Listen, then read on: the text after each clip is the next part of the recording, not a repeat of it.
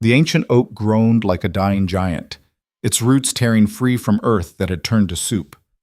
Caleb Ward stood knee-deep in mud at 3 in the morning, watching $2 million of landscape architecture slide toward catastrophe. Behind him, a woman's heels clicked across flagstone, impossibly sharp, impossibly certain. Aria Laurent didn't run to disaster sites. She didn't panic. She controlled empires from boardrooms, not construction zones. But here she was, designer dress already ruined, staring at the tree that could destroy everything she'd built. "Tell me you can save it," she said. Caleb looked at the collapsing earth, then at her. "I can try. If you're watching from anywhere in the world, drop your city in the comments below. I want to see how far this story travels. And if you're already hooked, hit that like button. Trust me, you'll want to see where this goes." The morning had started 17 hours earlier, which was about 16 hours too long for any rational person to still be standing. Caleb's back ached in 3 distinct places. His hands were raw despite the gloves, and his phone had died somewhere around hour 12. The sun was setting now. Again, or still, he'd lost track, and the luxury garden project that was supposed to be his crew's masterpiece looked like a war zone. "Dad?" Caleb turned from the excavation site to find Marcus, his 7-year-old, standing at the edge of the property with his backpack hanging off one shoulder. The after-school program van idled behind him, exhaust visible in the October air. "Hey, buddy!" Caleb stripped off his work gloves and jogged over, very aware of the mud caking his jeans up to the knees. "Sorry, lost track of time." "You said that yesterday." Marcus didn't sound angry, just tired, which was worse. "I know." Caleb signed the van driver's clipboard, waved his thanks. "Come on, I've got snacks in the truck." "The tree's bigger than at the park," Marcus observed, following him across the property. The massive oak dominated the center of what would eventually be a show garden, assuming they could stabilize the ground underneath it. Right now, the earth was rejecting the tree like a bad organ transplant. A lot bigger. Almost 300 years old, they think. "Is it dying?" Caleb looked at the oak. 3 centuries of growth, and it might not make it to 301 because some developer had ignored geological surveys and built on unstable ground. The roots were exposed on one side where the soil had given way, and the whole massive trunk was listing at an angle that made his stomach tight every time he looked at it. "Not if I can help it," he said. Marcus accepted this with the easy faith of childhood and climbed into Caleb's truck. They sat in the cab eating string cheese and crackers while Caleb's crew finished securing the site for the night. His foreman, Tony, approached the driver's window. "We're buttoned up," Tony said. "But Caleb, man, I gotta be straight with you. I don't know if we can fix this. The whole subsurface is compromised. We'd need to basically rebuild the ground under that tree, and we're already 3 weeks behind schedule." "I know." "Laurent's people are gonna freak. This was supposed to be their flagship project." "I know," Caleb repeated. "Go home, get some sleep. We'll figure it out tomorrow." Tony left, shaking his head. Caleb sat there watching the oak's silhouette against the darkening sky, Marcus dozing against his shoulder, and tried to think of solutions that didn't involve telling Aria Laurent her signature project was doomed. He'd never actually met Aria Laurent. He'd been hired by her project manager, dealt with her architects, coordinated with her designers, but the woman herself remained a distant presence, a name on contracts, a signature on change orders. She ran Laurent Holdings from a glass tower downtown, managing real estate ventures across 3 states. She didn't visit construction sites. Caleb's phone buzzed. Dead battery. Right. He used Marcus's tablet to check his email instead and found a message sent 40 minutes ago. "Ms. Laurent will be conducting a site visit tomorrow, 6 a.m. Please ensure the project is presentable. Jennifer Costa, Executive Assistant." "Shit," Caleb muttered. "Bad word," Marcus mumbled, not opening his eyes. "Yeah." Caleb looked at the disaster zone outside. "Presentable, sure. No problem."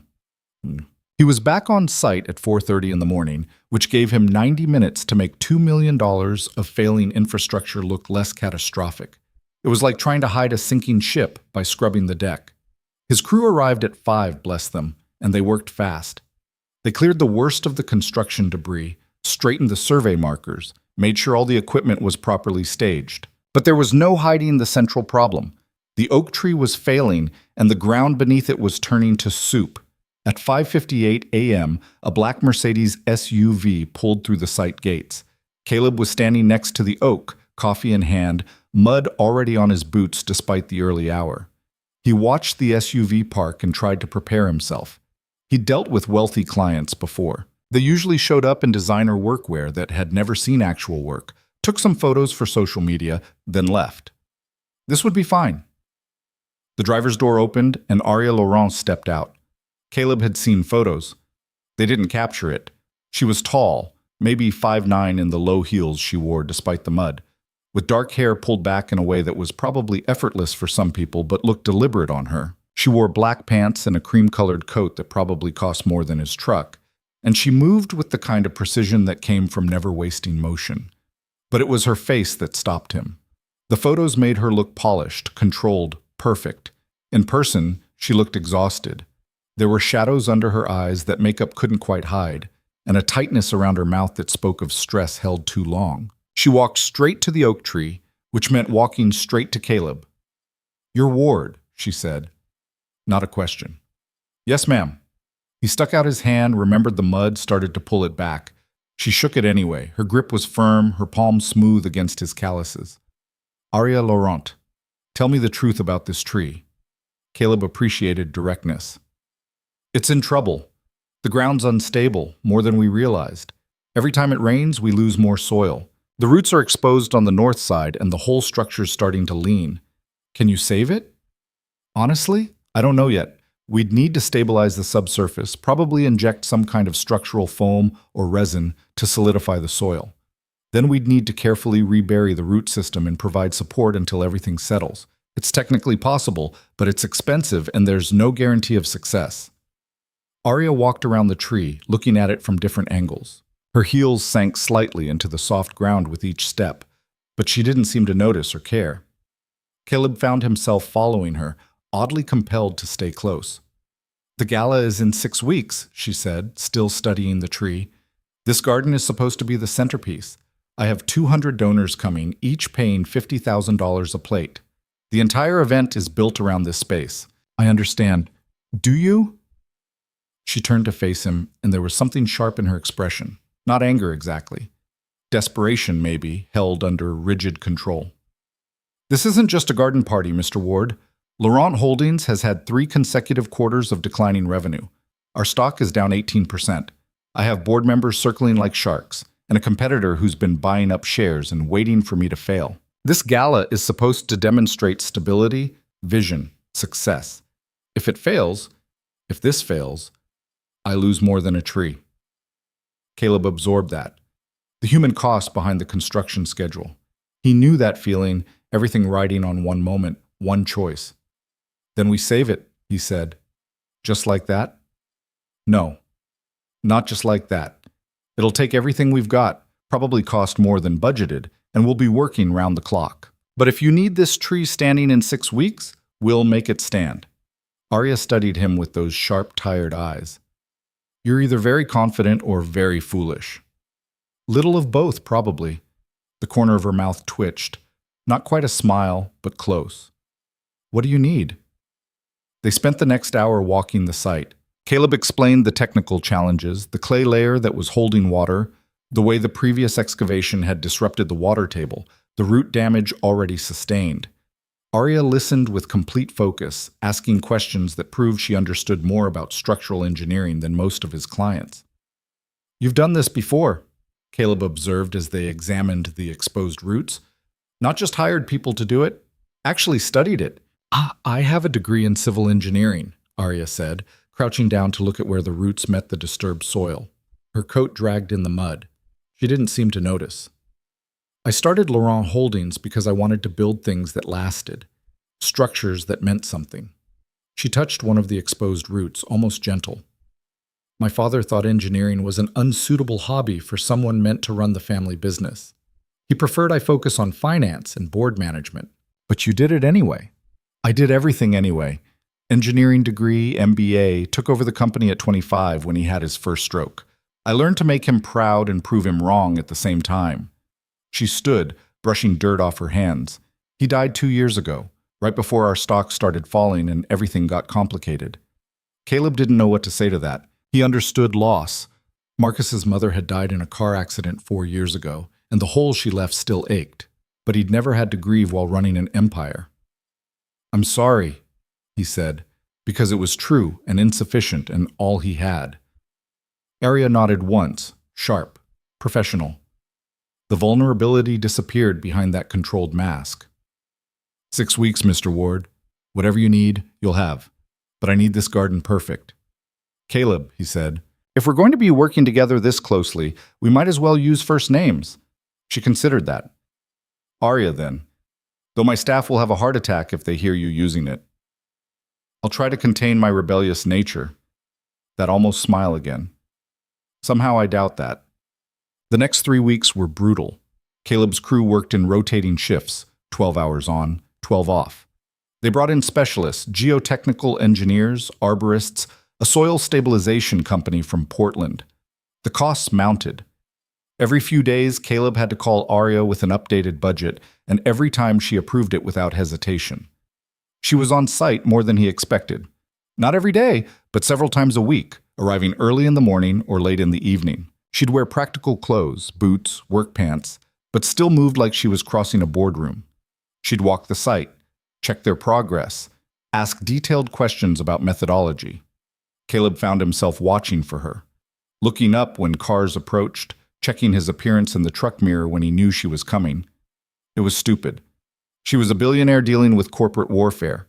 He was a contractor with mud under his fingernails and a kid at home. But there was something about the way she looked at the project, at him, that made him want to do better work. You're staring again, Tony said one afternoon, catching Caleb watching Arya discuss drainage solutions with their engineer. I'm supervising. You're staring, and she's way out of your league, man. I know that. Do you? Because you're getting that look. The same one you had when you decided to start your own company with no money and a prayer. Caleb dragged his attention back to the foundation forms they were setting. It's not like that. Whatever you say, boss. But it was like that, at least a little. Because Arya wasn't what he'd expected. She was brilliant, yes, sharp enough to understand technical explanations that made his head hurt. But she was also funny in a dry, unexpected way. She remembered his crew members' names after meeting them once. She brought coffee sometimes, good coffee, and never acted like it was a big deal. And she was carrying too much weight alone. He could see it in the way her shoulders tensed when her phone rang, the way she'd stand at the edge of the site and stare at the oak tree like it held answers she desperately needed. 3.5 weeks in, they had a breakthrough. The soil stabilization was holding. The root system was responding to treatment. The oak was still standing, and more importantly, it was stable. They were going to make it. Caleb found Arya at the site after sunset, standing under the oak's canopy. The tree was illuminated by work lights they'd set up, casting dramatic shadows through the branches. We did it, he said, approaching her. The structural engineers signed off this afternoon. The tree's stable. I know. I got the report. She didn't look at him, still staring up at the branches. Thank you. I know it wasn't easy. Nothing worth doing is. She laughed, but it sounded tired. Is that your philosophy? Work harder, care more. Eventually it works out? More or less. Must be nice, having that kind of faith. She finally looked at him, and in the harsh work lights he could see how exhausted she really was. Do you know Marcus Hale? Should I? He's the CEO of Hale Properties. He's been buying up Laurent Holdings stock for 8 months, waiting for me to fail so he can force a buyout. He's also the one who started the rumors about our quarterly performance, leaked confidential information to the press to tank our stock price. Her voice was flat, factual. I found out today he's attending the gala, coming to watch me perform success while he plans to destroy everything I've built. Caleb felt anger kindle in his chest. That's business. That's what everyone keeps telling me. Just business, strategic maneuvering. She wrapped her arms around herself despite the mild evening. My board wants me to consider his buyout offer. They think I'm too emotional about the company, too attached to my father's legacy. Maybe they're right. Maybe holding on is foolish. Or maybe they're idiots, Caleb said. Arya blinked at him. Excuse me? Your board. If they can't see what you've built here, not just this garden, but everything, they're idiots. Emotional attachment isn't weakness. It's why you work harder than anyone else. It's why this project succeeded when most people would have given up. He stepped closer, holding her gaze. You're not foolish for caring. You're brave for caring when everyone around you is telling you not to. She stared at him for a long moment.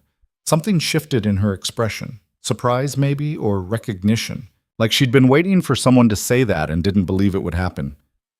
You don't know me, she said quietly. Not really.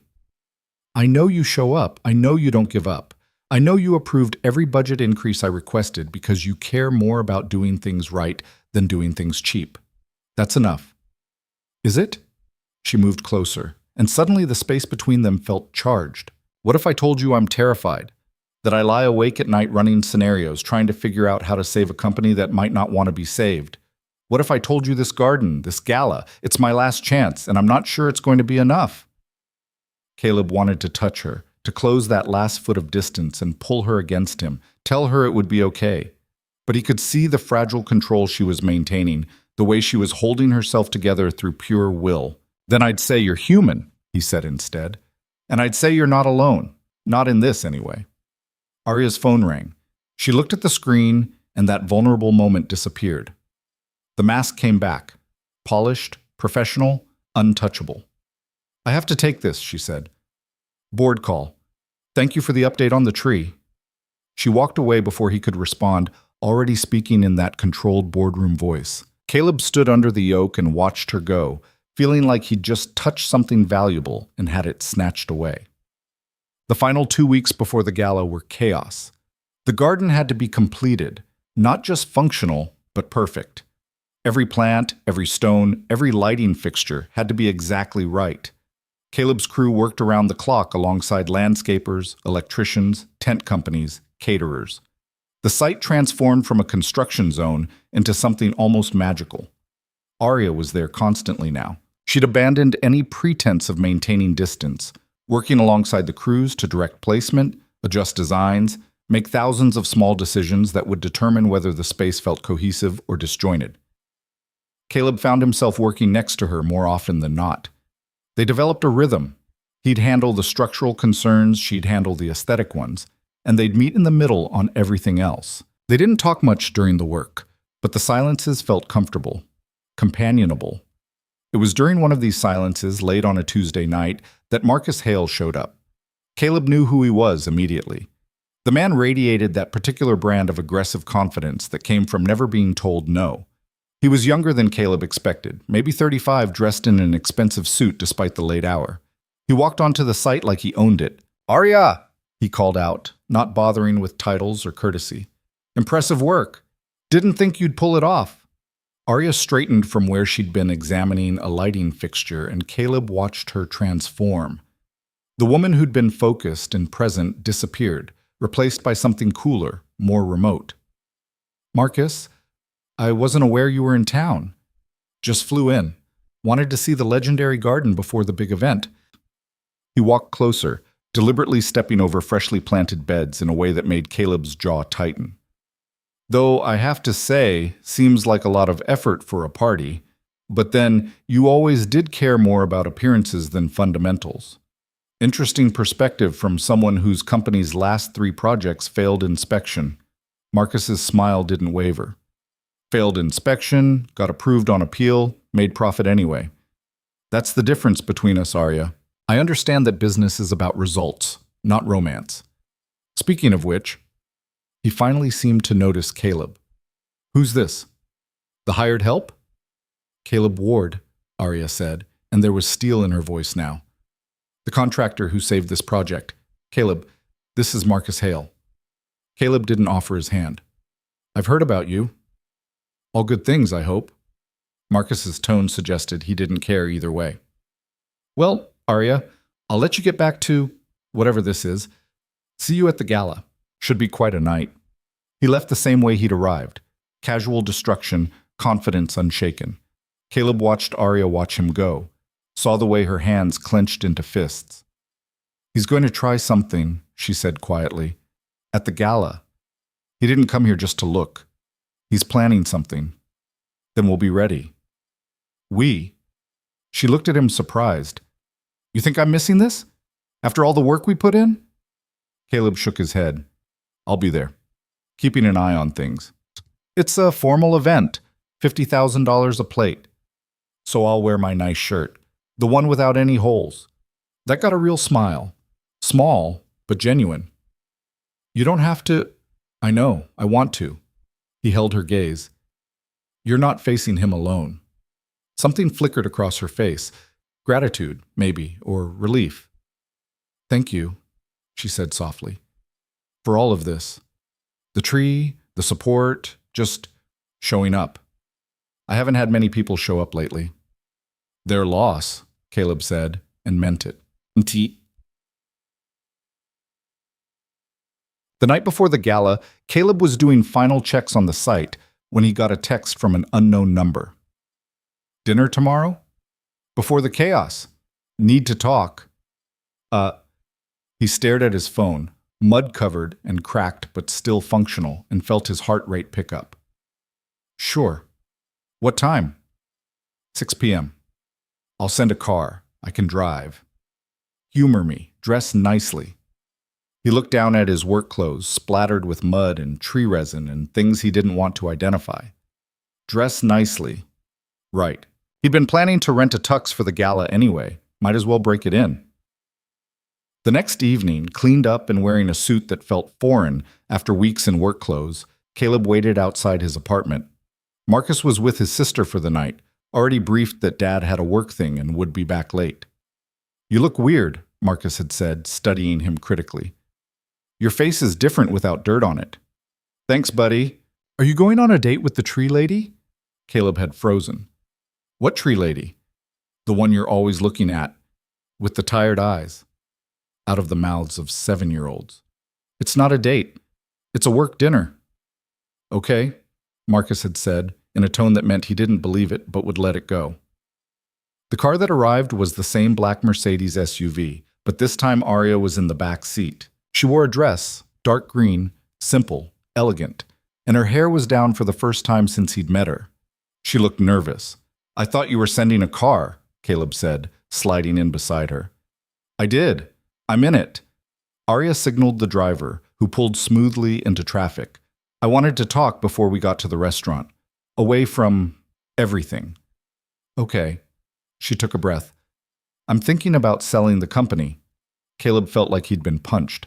What? Hale made a formal offer this morning. It's generous, more than fair market value. My board is thrilled. They've scheduled a vote for next week. She stared out the window, not looking at him. I could accept it. Take the money. Step down gracefully. Let someone else deal with the pressure. I'd be free. Free to what? Watch him destroy everything you built? Maybe he'd do better. Maybe I'm the problem. Too attached, too emotional, too... Stop. Caleb reached over and took her hand, surprising them both. Stop doing that. Stop believing what they tell you about yourself. Aria looked at their joined hands, then at his face. You don't understand what it's like. The constant pressure, the scrutiny, everyone waiting for you to fail. I'm so tired, Caleb. I'm tired of fighting. Then don't fight alone. I am alone. The board, my staff, even my friends, they all think I should sell. That I'm being stubborn. And maybe they're right. Maybe they're wrong. He shifted closer, still holding her hand. You're not stubborn. You're committed. There's a difference. And you're not alone because I'm right here, and I'm telling you that selling would be a mistake. Not because of the company or the money or any of that. Because you'd regret it. I can see it in your eyes right now. You'd spend the rest of your life wondering if you gave up too soon. Aria's eyes were bright. Tears, maybe, or anger, or frustration. Why do you care? This isn't your fight. Isn't it? I've spent 5 weeks watching you work yourself to exhaustion for something you believe in. I've seen you make 100 decisions a day, every one of them trying to balance what's right with what's practical. I've seen you care when everyone else just sees numbers. He squeezed her hand. I care because you care, and because someone should be on your side. She was quiet for a long moment. The car glided through the city, heading toward some restaurant Caleb had never heard of. Finally, she spoke. I have a date tonight. After dinner, with you. Bradley Merchant. He's a hedge fund manager, very successful, very connected. My PR team set it up. They think being seen with someone stable and appropriate would help my image before the gala tomorrow. Caleb felt something cold settle in his stomach. Okay. I don't want to go. Then don't. It's not that simple. There are expectations, appearances to maintain. Bradley is exactly the kind of person I'm supposed to be with. Wealthy, established, understands my world. He makes sense on paper. And off paper? Arya finally looked at him. Really looked at him. Off paper, I'm sitting in a car with a contractor who works with his hands and says exactly what he thinks, and I feel more myself than I have in months. Off paper, nothing makes sense except this. The car stopped. The restaurant, some exclusive place with soft lighting and discreet service, waited outside. Caleb could see people through the windows, the kind of people who belonged in Arya's world. He didn't belong there, and they both knew it. Go to your date, he said, even though it hurt. Do what you need to do. But Arya, tomorrow, at the gala, when all those people are watching and judging and waiting for you to fail, remember that you don't owe them anything. Not your company, not your choices, not your life. Whatever you decide, make sure it's what you want, not what makes sense, not what's appropriate, what you actually want. Arya's hand tightened on his. For a moment, he thought she might say something, might choose differently. Then her mask came back, that professional distance, and she pulled away. Thank you for dinner, she said, even though they hadn't eaten. I'll see you tomorrow. She got out of the car. Caleb watched her walk into the restaurant, every inch the composed billionaire, and felt like he'd just lost something he'd never quite had. The driver cleared his throat. Where to, sir? Caleb gave his address and spent the drive home trying not to think about Arya sitting across from some hedge fund manager who made sense on paper, while Caleb went home to his apartment and his sleeping son and his life that would never intersect with hers in any meaningful way. His phone buzzed an hour later. Left early. He was boring. You were right. I should do what I want. Still figuring out what that is. See you tomorrow. Caleb stared at the text and allowed himself a small, stupid hope. Gala day arrived with perfect weather, clear skies, mild temperature, the kind of evening that felt designed for outdoor elegance. Caleb arrived early to do final checks, wearing his rented tux and feeling like an imposter. The garden looked incredible. His crew had outdone themselves. The oak tree stood at the center of everything, illuminated by carefully placed lights that made it look ancient and eternal. Guests started arriving at 7. Caleb stayed at the edges, watching wealthy people in expensive clothes admire the work he'd sweated over. Arya was everywhere, greeting donors, giving tours, playing the perfect host. She wore a different dress tonight, something dark and elegant that probably cost more than his truck. She looked untouchable. He caught her eye once across the garden. She smiled, small and private, and something warm settled in his chest. Then Marcus Hale arrived. Caleb recognized the shift in atmosphere immediately. Conversations got quieter. People watched. Hale moved through the crowd like he owned it, confident and dangerous, heading straight for Arya. Caleb started moving too, on instinct more than plan. He reached them just as Hale was speaking, loud enough for nearby guests to hear. Impressive turnaround, Arya. Almost makes me reconsider the buyout offer. Almost. Marcus, Arya's voice was controlled. I'm glad you could make it. Wouldn't miss it. Though I have to ask, he gestured to the garden, the tree, everything. Is this really the best use of company resources? $2 million for a party? Your shareholders might have questions. It was a calculated strike, public, designed to undermine her in front of donors. Caleb saw Arya's jaw tighten, saw her fighting to maintain composure. Mr. Hale, Caleb said, stepping up beside Arya. I don't believe we were properly introduced last time. Caleb Ward. I handled the construction. Hale's eyes narrowed. The contractor. Right. Well, you did adequate work. Shame it'll all be wasted when... When what? Caleb kept his voice pleasant, conversational. When you force a buyout and strip the company for parts. When you destroy something good because you can. That the plan? People were definitely listening now. Arya touched his arm, a warning or support. He couldn't tell. Hale's smile was sharp. I admire the loyalty, but you're out of your depth here. This is business, not manual labor. Maybe stick to what you know. I know enough, Caleb said. I know this garden exists because Arya Laurent worked harder than anyone I've ever met. I know she made it happen when everyone said it was impossible. I know she cares about doing things right even when it's hard. That's not weakness, that's strength. How touching. Hale's tone was mocking. Though I'm not sure romantic speeches count as business strategy.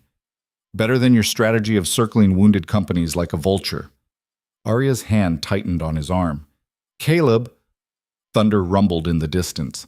Everyone looked up. The clear sky was gone, replaced by dark clouds rolling in fast from the west. Too fast. The weather report had called for clear conditions all night. Caleb's stomach dropped. He knew storms. He knew how fast they could turn, how dangerous they could be. And he knew, with absolute certainty, that the oak tree, stable now but still recovering, couldn't handle a major storm. Not yet. I have to go, he said to Arya. I need to check the site supports. Another rumble, louder this time. The first drops of rain began to fall. Ladies and gentlemen, Arya's event coordinator announced, we're moving the event inside to the pavilion. Please follow the staff. The rain intensified, not gradually, all at once, like someone had opened a faucet in the sky. Guests scattered, running for cover. Caleb grabbed Arya's arm. I need to secure the tree, now. It's stable, you said, in normal conditions. This isn't normal. He was already moving, pulling her with him toward the oak. Get inside. I'll handle this. The hell you will. She kicked off her heels, running beside him in bare feet. It's my tree. I'm not leaving it. They reached the oak as the wind picked up. The tree groaned, branches whipping. Caleb could see the support cables straining, the fresh soil around the roots starting to wash away in the deluge. We need to reinforce the supports, he shouted over the wind. There are emergency stakes in the equipment shed. A crack. Loud as a gunshot. Caleb looked up and saw one of the main support cables snap, whipping through the air. The tree lurched, tilting further. The root ball shifted in the saturated ground. It's going to fall, Arya said, and her voice was remarkably calm. We need to move. No. Caleb was already running to the shed, mind racing. They couldn't let the tree fall. Not after everything. Not another crack. Louder. He turned and saw the oak beginning to give way, 300 years of growth surrendering to physics and bad timing. And he saw Arya, standing under the canopy, staring up at the collapsing giant, like she could will it to stay standing through pure determination. Caleb ran. He'd never moved faster in his life. He hit Arya at full speed, wrapping his arms around her and diving sideways just as the massive trunk began its fall. They hit the ground hard, rolling, and Caleb covered her body with his as the world came apart around them. The sound was deafening, wood splitting, earth tearing, branches crashing. Something heavy hit the ground inches from Caleb's head. Rain pounded down. The wind screamed, and then silence. Not real silence. The storm still raged, but the oak had finished falling, and they were alive. Caleb lifted his head. They were in a small pocket of space, protected by two massive branches that had fallen in a way that created a shelter. The tree's canopy sprawled around them, blocking out the world. Are you hurt? He asked Arya, still holding her. No. You? No. They lay there in the mud and rain, pressed together, breathing hard. Caleb could feel her heart racing against his chest. She was shaking from cold or fear or adrenaline, probably all three. You saved my life, she said. You were standing under a falling tree. Seemed important. She laughed, slightly hysterical. You could have died. So could you. That was the point. Arya shifted, turning in his arms until they were face to face. Her dress was ruined, her hair plastered to her skull, makeup running. She looked more real than he'd ever seen her. Why did you do that? She asked. Risk yourself for a tree? I wasn't saving the tree, Caleb said. I was saving you. Something changed in her expression. All that careful control, all that distance, it cracked. She reached up and touched his face, fingers tracing his jaw like she was memorizing it. I'm going to tell Hale no, she said. I'm keeping my company. I'm done pretending to be someone I'm not. I'm done being what everyone expects. Her eyes were fierce, determined, alive. I'm choosing what I want, Starting now. What did you want? Caleb asked, though he thought he knew. Hoped he knew. Arya kissed him. Hard and desperate and real, rain-soaked and covered in mud, and the most honest thing that had happened between them since the day they met. Caleb kissed her back, one hand tangled in her wet hair, the other pressed against her back, holding her close while the storm raged around them and the fallen oak created its own small world where nothing existed except this moment. When they finally pulled apart, both breathing hard, Arya smiled. It was a real smile, not the polished one she showed the world, but something genuine and slightly wild. I want this, she said. I want you. I want to stop making sense and start being honest. I want... Me too, Caleb said. Whatever this is, however complicated. I want it. The storm was already passing, the rain easing. In the distance, Caleb could hear voices, the crew probably, coming to assess the damage. Reality was returning. But for this moment, lying in the mud under a fallen tree with a woman who was completely wrong for him and completely right at the same time, Caleb didn't care about complications. He just held her and felt something like hope. The voices got louder, footsteps splashing through mud and water. Someone shouted Arya's name, panicked and urgent. We should probably move, Caleb said, though he made no effort to let go of her. Probably. Arya didn't move either. She was looking at him with an expression he couldn't quite read, part wonder, part terror, like she'd just jumped off a cliff and wasn't sure if she was flying or falling. Ms. Laurent! The voice was closer now, Jennifer, her assistant, sounding frantic. Ms. Laurent, where are you? Arya closed her eyes briefly, and when she opened them, some of that vulnerable honesty had retreated behind necessity. Here, she called out. Under the tree. We're okay. The branches shifted as someone pushed through. Jennifer's face appeared, pale and shocked. Oh my God, are you hurt? We saw the tree fall and couldn't find you, and... She stopped, taking in the scene. Arya in Caleb's arms, both of them soaked and muddy, the space between them barely existent. Her expression shifted to something carefully neutral. I'll get help. We don't need help, Arya said, finally pulling away from Caleb and sitting up. Just give us a minute. Jennifer hesitated, then nodded and disappeared back through the branches. Caleb could hear her speaking to someone, voice low and urgent. He sat up too, immediately missing the warmth of Arya against him. That's going to be all over the staff gossip by morning, Arya said. She was trying to sound light, but there was tension in her voice. Does that bother you? I don't know yet. She looked at the fallen tree, the branches creating their shelter, the destruction visible beyond. I don't know anything right now except that my flagship project is destroyed, and I just kissed my contractor in the mud while 200 donors waited inside wondering if their host was dead. When you put it that way, it sounds bad. It is bad, Caleb. This is... She gestured helplessly. This is a disaster. The tree fell. The garden is ruined. The gala is ruined. And I'm sitting here in the mud, acting like none of that matters because I'm too busy having some kind of crisis about what I want versus what makes sense. Caleb reached over and took her hand. It was cold, shaking slightly. The tree fell because of a freak storm. The garden can be fixed. And what you want does matter, Arya. Maybe more than anything else. Easy for you to say.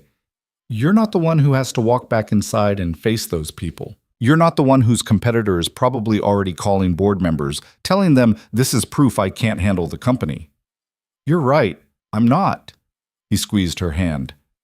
But I am the one who's going to help you fix this, starting now. Come on. He stood and pulled her up with him. They crawled out from under the branches into what remained of the garden. The damage was extensive, but not total. The oak had fallen in a way that mostly missed the planted areas, and while the ground was torn up and several support structures were destroyed, the bones of the design were intact. Tony was there with half the crew, already assessing the damage. He looked up as Caleb approached, took in his boss's appearance, and raised his eyebrows but said nothing. How bad? Caleb asked. Bad, but not unsalvageable. The oak's down, obviously, root balls exposed. We've got structural damage to the north pavilion and the lighting rig. Most of the plant survived, though, and the irrigation system held. Can we save the tree? Tony looked at the fallen giant, dubious. Save it how? It's down, Caleb. 300 years old and down. Can we replan it? Upright it somehow? That's... Tony stopped, seeing Caleb's expression. You're serious? Dead serious. What would it take? Tony walked around the tree, examining it with a professional eye. The rest of the crew gathered, listening.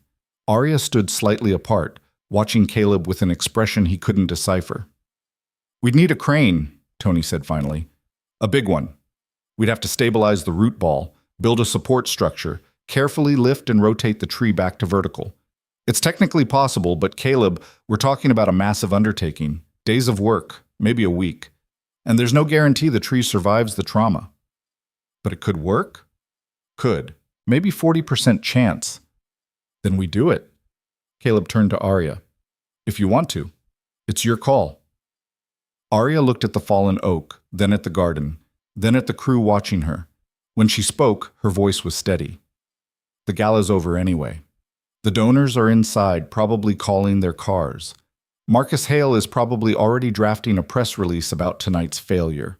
She met Caleb's eyes. So we have nothing to lose and a tree to save. Let's do it. A murmur ran through the crew. Not disapproval, something else. Respect, maybe. Or recognition that they were working for someone who cared about more than just appearances. You heard the lady, Caleb said. Tony, call every equipment rental place you know. I need a crane on site by dawn. Everyone else, start clearing the area and stabilizing that root ball. We're bringing this tree back. The crew scattered to work. Caleb started to follow them, but Arya caught his arm. Thank you, she said quietly. For what? For not letting me give up. For believing it's possible. She glanced toward the pavilion, where her gala guests were presumably sheltering. I should go deal with that mess. Want company? No, this part I need to do alone. She squeezed his arm once, then headed toward the pavilion, walking barefoot through the mud in her ruined dress like it was the most natural thing in the world. Caleb watched her go, then turned back to the work. The storm had passed, leaving clear skies and the smell of wet earth. His crew was already moving with purpose, doing what they did best, taking something broken and figuring out how to fix it. His phone buzzed, a text from his sister. Marcus is fine, watching a movie. How's the fancy party? Caleb looked at the fallen tree, the mud, the controlled chaos of his crew working under portable lights. He texted back. Interesting. Tell him I'll be home late. That good, huh? Don't do anything I wouldn't do. That leaves me a lot of options. Exactly. Go get her, little brother. Caleb pocketed his phone and got to work. The next few hours were a blur of physical labor and logistical problem solving. They built a temporary structure around the root ball to keep it stable and moist. They cleared debris and mapped out where the crane would need to position itself. They called in favors from every supplier and specialist Tony knew. Around midnight, Caleb took a break and found Arya sitting on the edge of the ruined North Pavilion, still in her destroyed dress, typing on her phone. Shouldn't you be home? He asked, sitting beside her. Shouldn't you? She didn't look up from her phone. It's almost 1 a.m. I'm supervising a tree resurrection. What's your excuse? Damage control. I've sent statements to the press, apologies to the donors, updates to the board. I've fielded 17 calls from board members, 3 from reporters, and 1 from Marcus Hale offering his condolences and suggesting this might be a good time to reconsider his buyout offer. What did you tell him?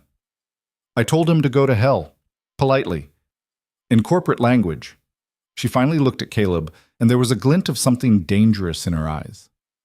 Then I told my board I'm not selling, that I'm committed to Laurent Holdings long term, that tonight's setback is temporary and will recover stronger than before. How'd they take it? About as well as expected. 3 board members are calling for a vote of no confidence.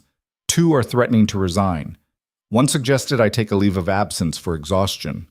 She smiled, sharp and bitter. Because clearly, the problem is that I'm emotional and tired. Not that I'm facing sabotage from a competitor and a board that's lost faith in my leadership. Caleb wanted to say something comforting, but platitudes felt wrong, so he just sat with her, shoulder to shoulder, while the crew worked around them. My father built Laurent Holdings from nothing, Arya said eventually. Started as a construction foreman, saved every penny, bought his first property at 30, grew it into an empire over 40 years. He was brilliant and ruthless and completely devoted to the work. She picked at the mud on her dress. He also had 3 heart attacks before he was 60 and died at his desk reviewing a contract. The company consumed him. Everyone said I was just like him. Are you? I used to think so. Used to be proud of it. Work harder than everyone else, care more, never stop pushing. But tonight, standing under that tree as it fell, I thought, what if I die for this company? What if I give it everything and it's still not enough? She turned to look at him fully. What if caring this much is the problem? It's not, Caleb said. The problem is you're caring alone. Your father built an empire, but it sounds like he built it by himself. Maybe that worked for him, but you don't have to do it that way. What other way is there? Let people help. Trust people. Stop trying to carry everything yourself. He bumped her shoulder with his. I know that's rich coming from me. I'm terrible at asking for help. But watching you these past weeks, you're so focused on being strong that you've forgotten it's okay to lean on someone. Arya was quiet for a long moment. I don't know how, she said finally, and her voice was small, honest. Everyone looks to me for answers. If I show weakness, if I lean, what happens then? Maybe you find out who's actually strong enough to hold you up. She leaned against him then, just slightly, a tentative trust. Caleb put his arm around her shoulders and felt her exhale, some of that rigid control relaxing. They sat like that while the crew worked. At some point, Tony walked by, saw them, and redirected the other workers away from their section of the pavilion, giving them space. Caleb made a mental note to give him a raise. I have a son, Caleb said into the quiet. Marcus. He's 7. Lost his mom 4 years ago in a car accident. Arya shifted to look at him. I didn't know. I'm sorry. Yeah, me too. Caleb stared out at the garden. It was sudden. She was driving home from work and a drunk driver ran a red light. She died instantly. Marcus was 3. Too young to really understand, but old enough to know she was gone. That must have been impossible. It was. I fell apart for a while. Couldn't work, couldn't think, couldn't do anything except try to keep Marcus fed and safe. My sister practically moved in to help. The company I was working for let me go. Couldn't blame them. I was useless. I thought I'd lost everything. He looked down at Arya. But then I had to rebuild. For Marcus. Started my own contracting business because I needed flexibility to be there for him. Took every job I could get. Worked my ass off. Slowly built something new from the wreckage. Why are you telling me this? Because I know what it's like to have everything fall apart. To feel like you're failing and everyone's watching and you have to hold it together even when you're breaking inside. And I know that sometimes the thing that feels like the end is actually the beginning of something better. Not easier, but better. Arya reached up and took his hand where it rested on her shoulder. Your son is lucky to have you. I'm lucky to have him. He keeps me honest. Reminds me what actually matters. Caleb squeezed her hand. He asked me last night if I was going on a date with the tree lady, the one with the tired eyes. Tree lady. His words. He's 7. He's not subtle. Arya laughed, surprised. What did you tell him? That it was a work dinner. He didn't believe me. Smart kid. Too smart. He's going to have a lot of questions when I get home at dawn, covered in mud. Tell him the truth, Arya said. That you were saving a tree. And maybe someone else too. They sat in comfortable silence after that. Around them, the crew continued their work. The night was cool, but not cold. The sky clear and full of stars. In a few hours, the sun would rise and they'd attempt something probably impossible, righting a 300-year-old oak tree and willing it back to life. Caleb thought about his conversation with Marcus that morning, about being weird without dirt on his face, about looking at the tree lady. He thought about the moment under the falling tree when he'd been absolutely certain he was going to die, and his only thought had been getting Arya to safety. He thought about the kiss afterward, desperate and honest and completely stupid considering all the reasons it couldn't work. He didn't care about any of those reasons right now. I should go, Arya said eventually, though she didn't move. I need to shower, change, attempt to sleep for a few hours. I have a board meeting at 8. 8? That's... Caleb checked his phone. That's in 6 hours. I'm aware. They moved it up. Emergency session to discuss tonight's events, and my fitness to continue leading the company. She said it calmly, like she was discussing the weather. Marcus Hale will be there. He's not on the board, but he owns enough shares that they invited him as a courtesy. That's not a courtesy. That's a threat. I know. Arya stood, and Caleb immediately missed her warmth. But I'm done being threatened. I'm going into that meeting and I'm fighting for my company. No apologies, no compromises. They want to question my leadership? Fine. I'll show them exactly what kind of leader I am. Caleb stood too. Need a witness? Character reference? You'd do that? Walk into a boardroom full of corporate sharks? I've dealt with worse. Building inspectors mostly. That got a smile.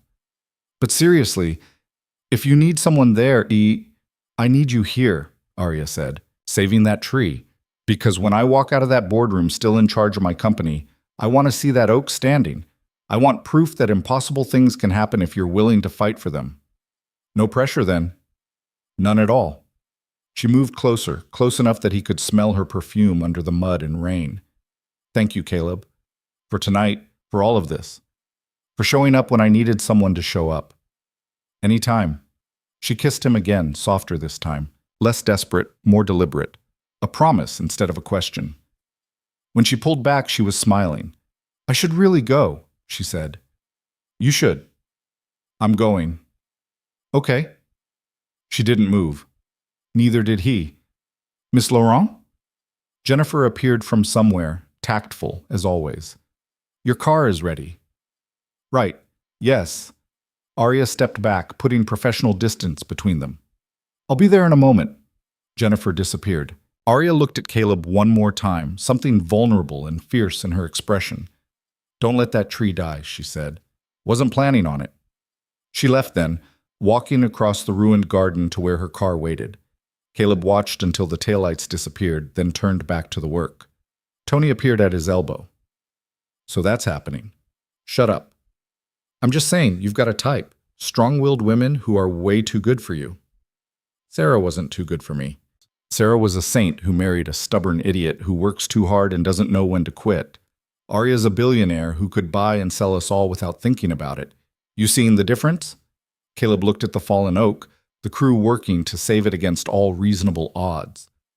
I'm seeing that some things are worth fighting for, even when everyone says it's impossible. Now are you going to help me save this tree or keep providing relationship commentary? Tony grinned. Can I do both? Not if you want that raise. You're giving me a raise? If we pull this off, I'm giving everyone a raise. They worked through the night. The crane arrived at 4:30 in the morning, a massive piece of equipment that took an hour just to position properly.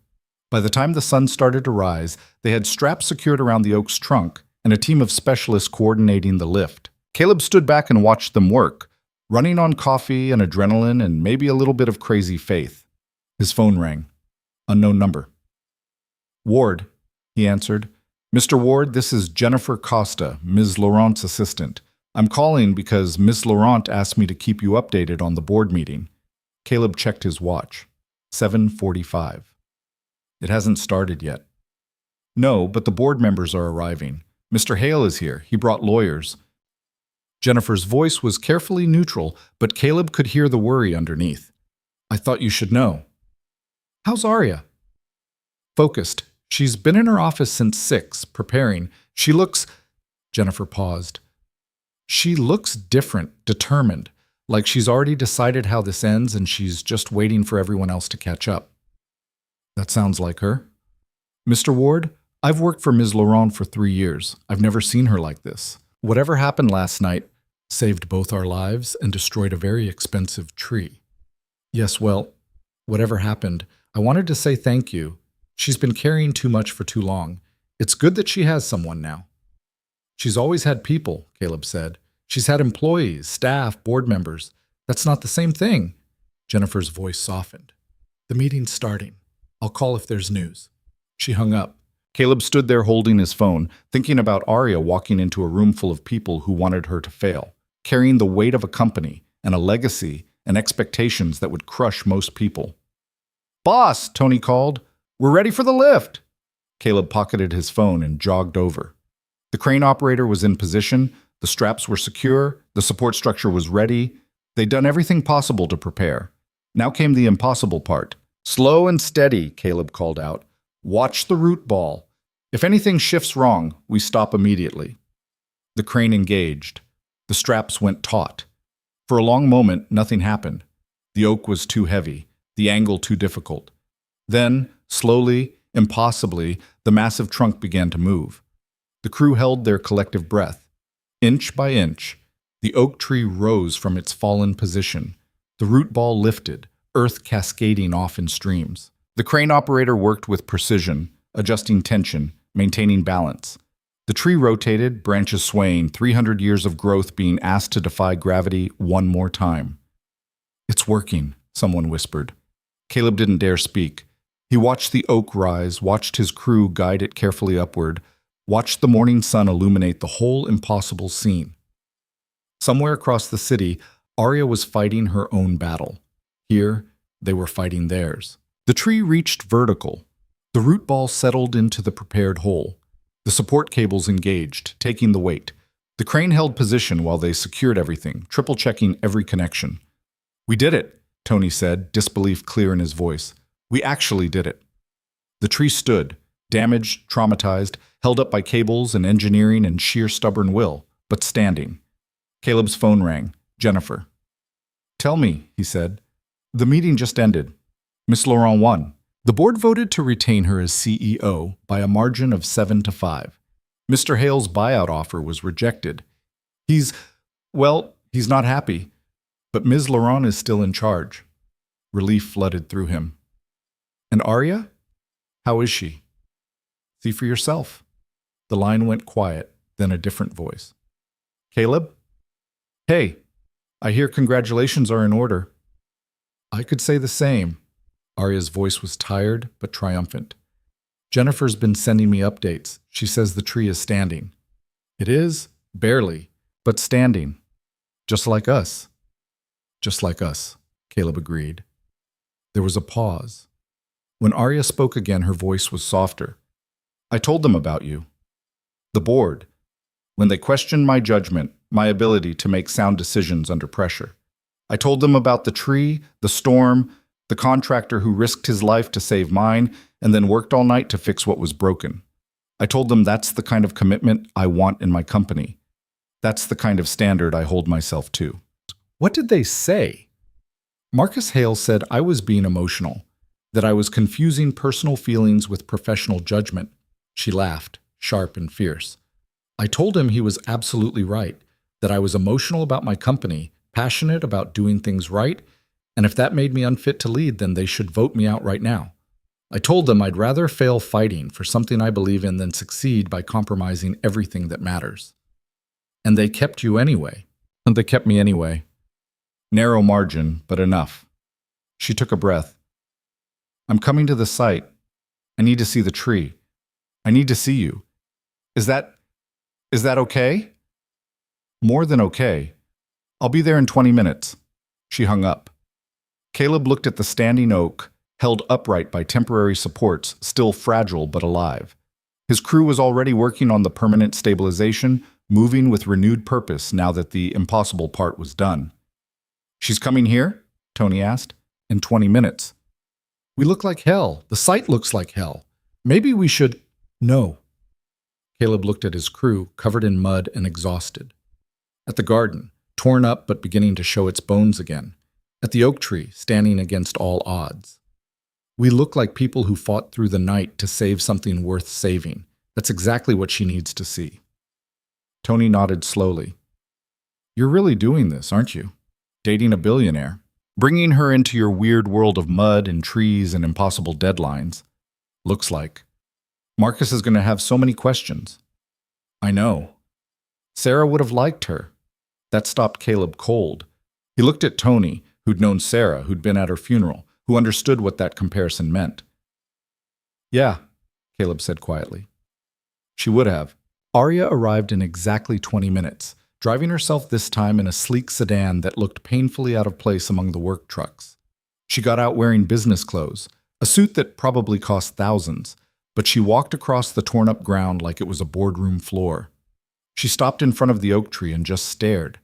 The morning sun caught the leaves, still green despite the trauma. The trunk stood straight, supported but stable. 300 years of growth, given a second chance. "It's standing," she said. "It is." I didn't actually believe it was possible. "Neither did we," Caleb admitted. "But we tried anyway." Arya reached out and touched the bark, gentle, reverent. "Thank you," she said quietly. To the tree or to him, Caleb wasn't sure. The crew had tactfully moved to other parts of the site, giving them space. Caleb moved to stand beside her. "How bad was the meeting?" he asked. "Brutal. Marcus brought a full presentation about my failures, projects over budget, revenue shortfalls, questionable decision-making. He had charts, statistics, projections showing Laurent Holdings would be worth more under new leadership. The board ate it up. Half of them were ready to accept his buyout offer before I even spoke. But you convinced them." I told them the truth. That yes, we've had setbacks. That yes, I've made choices that prioritize long-term stability over short-term profit. That yes, I care deeply about this company in ways that might seem emotional or irrational to people who only see numbers. She turned to look at him. I told them I'd rather build something that lasts than something that's just profitable. And if they couldn't support that vision, they should vote me out now. Risky move. Everything's risky. I'm tired of playing it safe and still losing. She moved closer to him. I'm tired of pretending I don't care, that I'm just like my father, that I can run this company alone. I can't, and I don't want to. What do you want? I want to build something real. I want people around me who give a damn. I want to go home at night and feel like I did something that mattered, not just made money. She reached up and brushed mud off his shoulder. I want you, however that works, whatever that means. Caleb caught her hand, held it against his chest. It means my son is going to interrogate you. It means my life is chaotic and messy and involves a lot of last-minute schedule changes. It means I work long hours on projects that don't make sense financially but matter for other reasons. It means you'll have to deal with me being stubborn and overprotective and occasionally stupid about asking for help. I can work with that. It also means the press is going to have a field day. Billionaire CEO dating her contractor. Your board will freak out. Marcus Hale will use it against you. It'll be complicated and public and probably inadvisable from every professional standpoint. I don't care. Arya's voice was steady, certain. I just survived a board meeting from hell, watched a 300-year-old tree rise from the dead, and realized I'm done making decisions based on what other people think is appropriate. So unless you're about to tell me you don't want this, Caleb kissed her. Right there in front of his crew and the standing oak in the morning sun.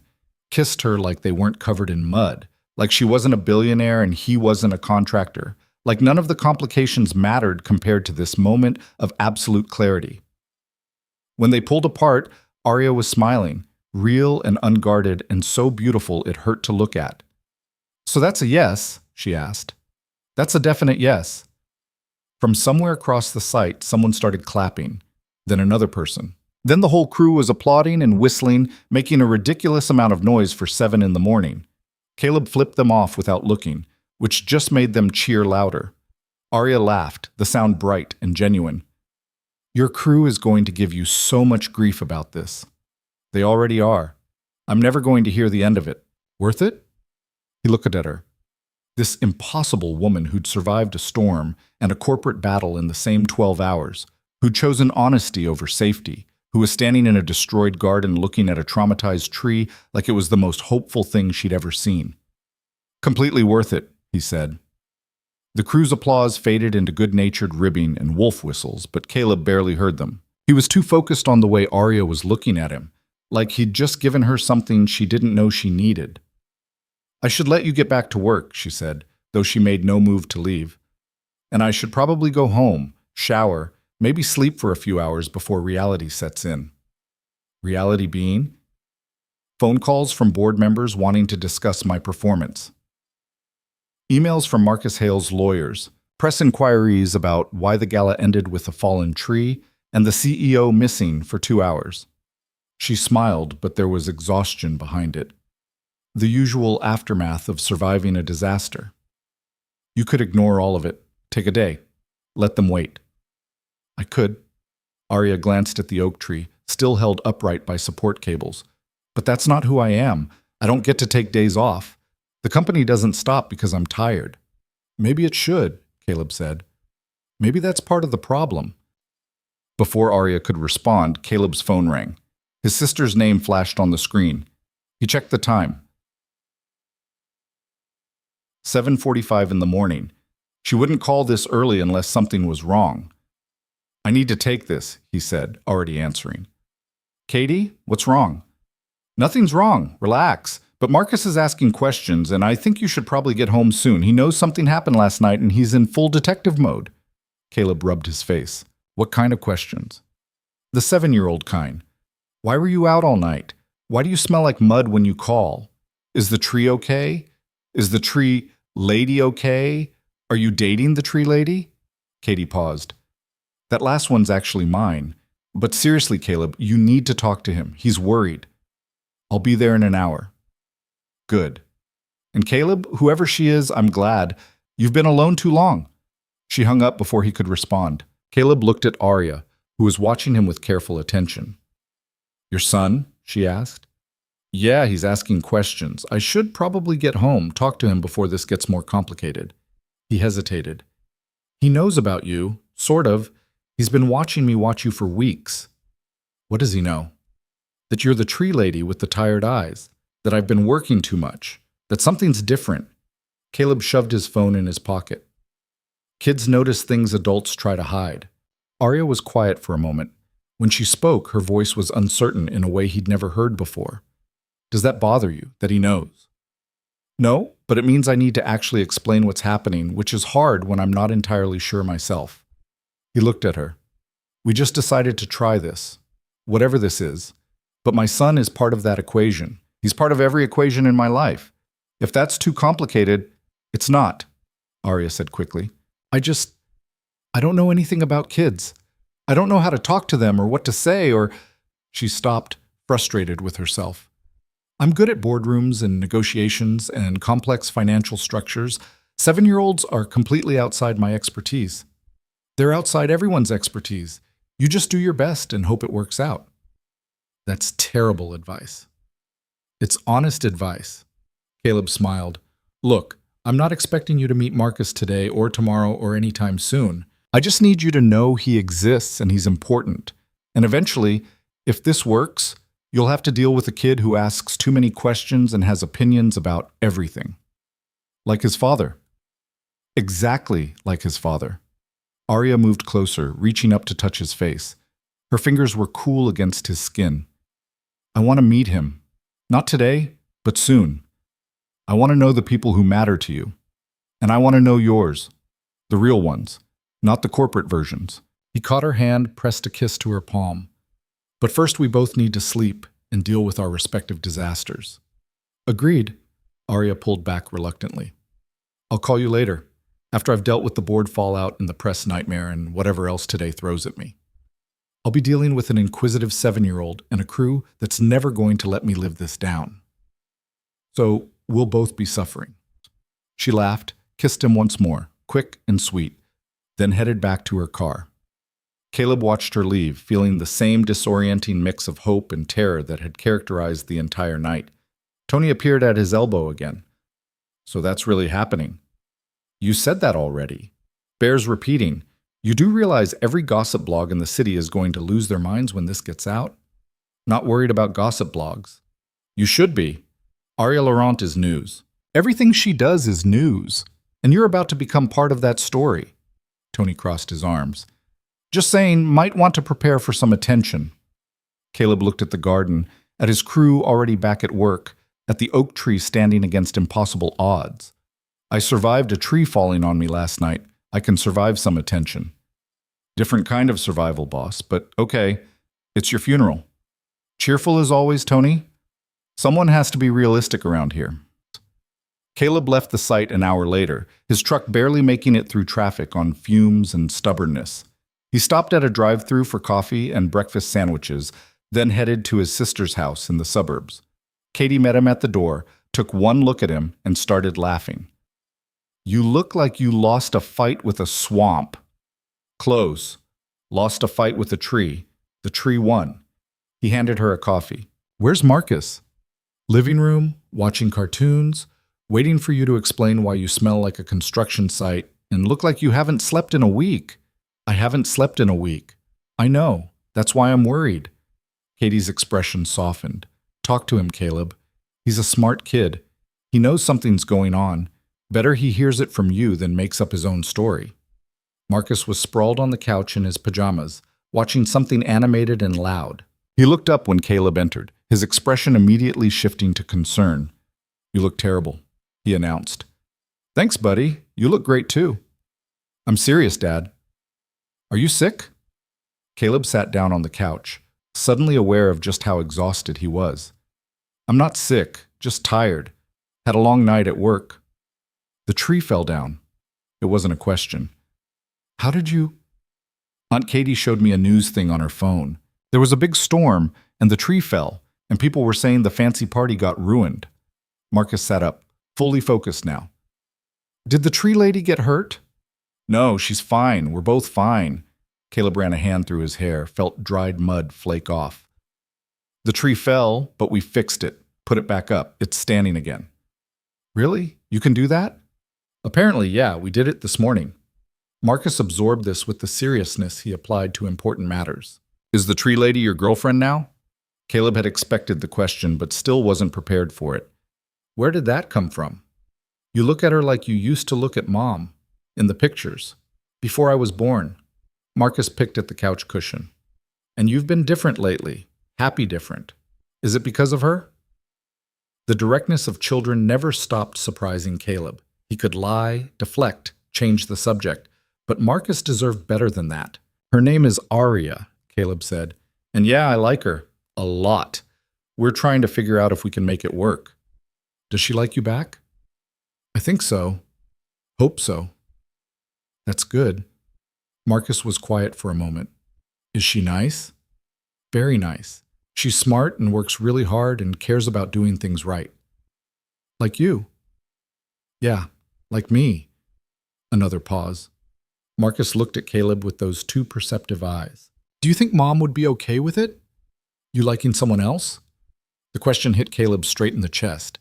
He took a breath, choosing his words carefully. I think your mom would want me to be happy. She'd want both of us to be happy. She wouldn't want us to be sad forever. I'm not sad anymore. Not like before. Marcus leaned against Caleb's side. I still miss her, but it doesn't hurt all the time now. Me too, buddy. They sat there for a while watching the cartoon without really seeing it. Eventually, Marcus spoke again. Can I meet her?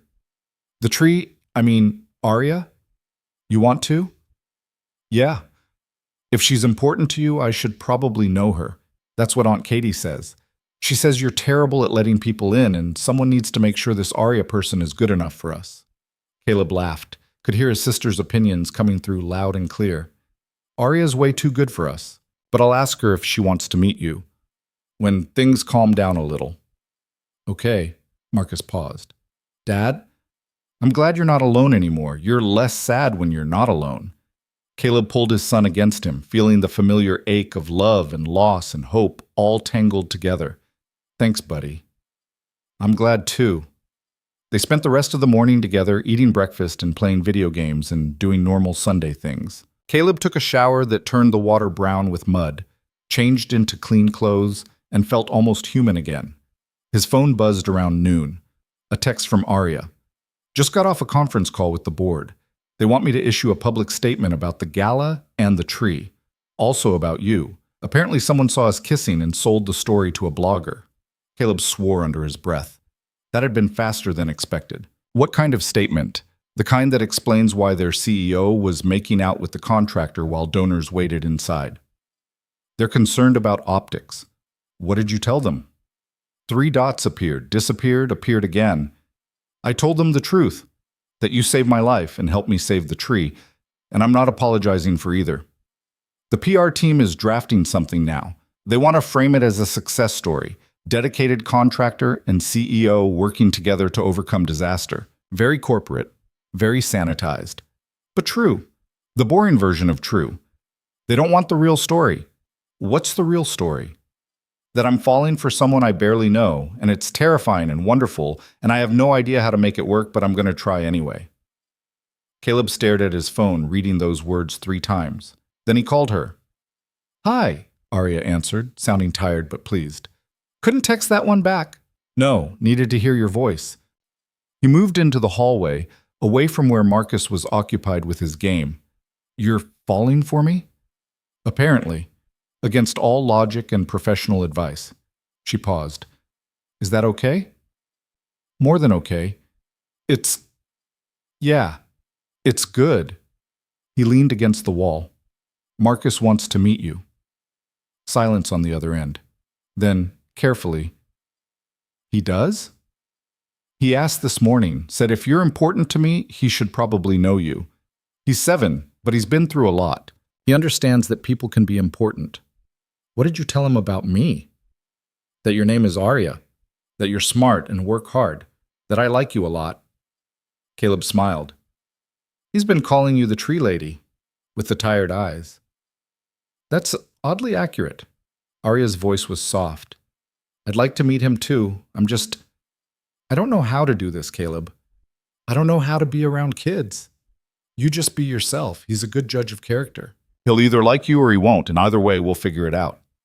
No pressure. None at all, Caleb said, echoing her words from the night before. But maybe wait until after the press storm dies down. Let's not throw him into that chaos. Agreed. The blogger who broke the story is already asking for interviews. My PR team wants me to do damage control. Turn this into a positive narrative about dedication and teamwork. Is that what you want? I want to tell them all to back off and let me live my life. But I'm the CEO of a public company. My life isn't entirely my own. She sighed. I'll do the statement, play the game, but I'm done pretending this isn't real or important. They can frame it however they want, but I'm not hiding you. I can live with that. They talked for a few more minutes, navigating the weird space between new relationship excitement and logistical nightmares. When they hung up, Caleb felt both lighter and more anxious than before. Katie found him in the hallway. So, how'd it go with Marcus? Good. He wants to meet her. Smart kid. When? Not sure yet. Things are complicated right now. Press got hold of the story. Arya's dealing with corporate fallout. Katie raised her eyebrows. Press? What story? Caleb showed her his phone. Katie scrolled through the blog post, her expression shifting from curiosity to concern. Billionaire CEO. Arya Laurent caught an intimate moment with contractor during gala disaster, she read aloud. Sources say Laurent disappeared during the storm, only to be found hours later with landscape contractor Caleb Ward. The two were seen embracing near the fallen oak tree that had been the centerpiece of the evening's event. Katie looked up. They have photos, Caleb. What? She turned the phone around. There they were, grainy but unmistakable. Arya in his arms under the fallen tree, the two of them kissing in the mud, standing together at dawn with the restored oak behind them. Someone with a telephoto lens had a busy night, Katie said. This is going to be everywhere by tomorrow. Shit. That's an understatement. Caleb, this isn't just local gossip. Arya Laurent is news. This story is going to blow up. I know. Caleb took his phone back, stared at the photos. They looked intimate and raw and honest in a way that made him uncomfortable to see online. We knew it would happen eventually, just thought we'd have more time. There's never enough time with this stuff. It moves fast. Katie crossed her arms. Are you ready for this? Really ready? Because it's not just attention, it's scrutiny. People digging into your life, your past, your finances. Judging whether you're good enough for her, whether you're using her, whether this is real or some kind of angle. I know what I'm getting into. Do you? Because Marcus is part of this too. Once the press knows about you, they'll know about him. School, friends, everything. Are you ready to explain to a 7-year-old why strangers are taking pictures of his dad? Caleb felt cold. He hadn't thought that far ahead. Hadn't considered how this would affect Marcus beyond the immediate question of meeting Arya. I'll handle it, he said, with more confidence than he felt. You better, because that kid has been through enough. He doesn't need this kind of chaos. I know. Caleb looked at the living room where Marcus was still absorbed in his game, innocent and unaware of the storm coming. I'll protect him, whatever it takes. Katie's expression softened. I know you will. Just be careful, okay? With both of you. This thing with Arya might be real and good, but it comes with a cost. Make sure you're willing to pay it. The rest of the day passed in a strange blur. Caleb tried to focus on Marcus, on normal Sunday activities, but his phone kept buzzing with notifications.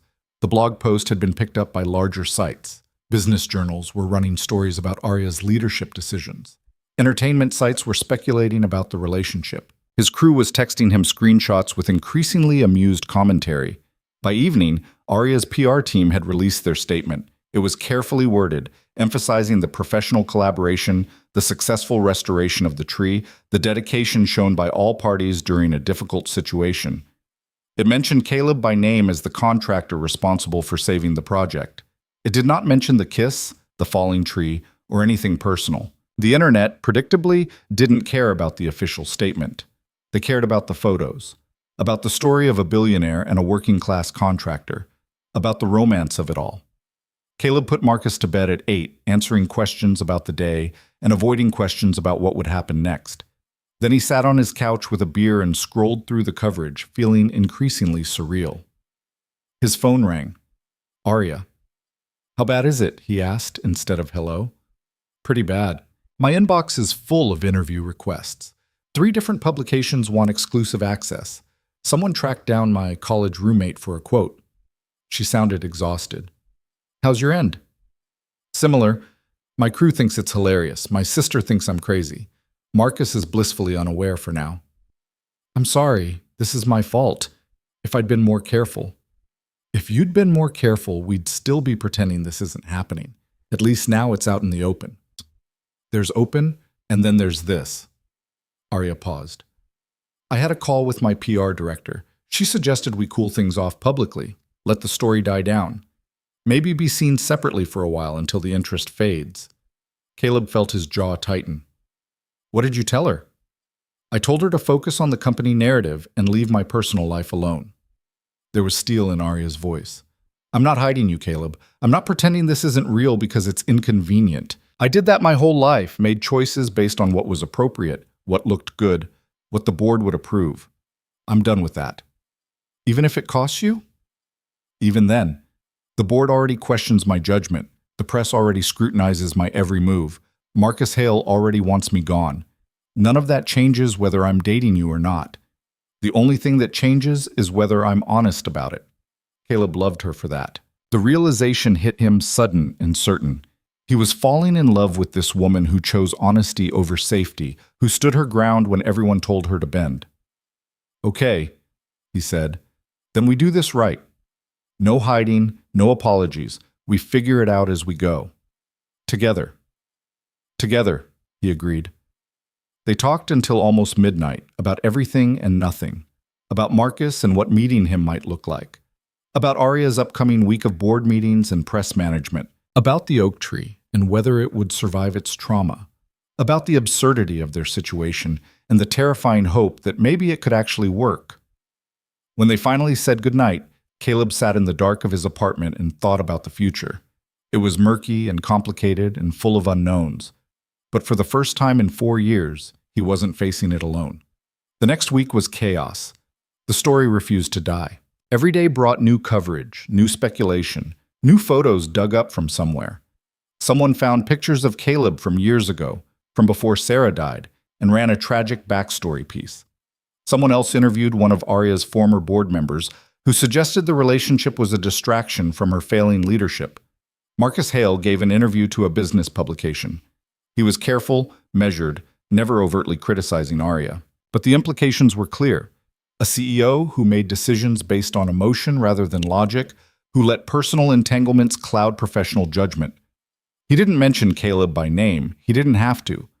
Through it all, Arya stood firm. She did her job, attended her meetings, made her decisions. She didn't issue any more statements. She didn't apologize. She just kept moving forward with the same determined focus she'd shown at the garden site. Caleb did the same. He worked. He took care of Marcus. He dealt with the attention as best he could, which mostly meant ignoring it and hoping it would fade. It was Friday evening, 6 days after the gala, when Arya texted him.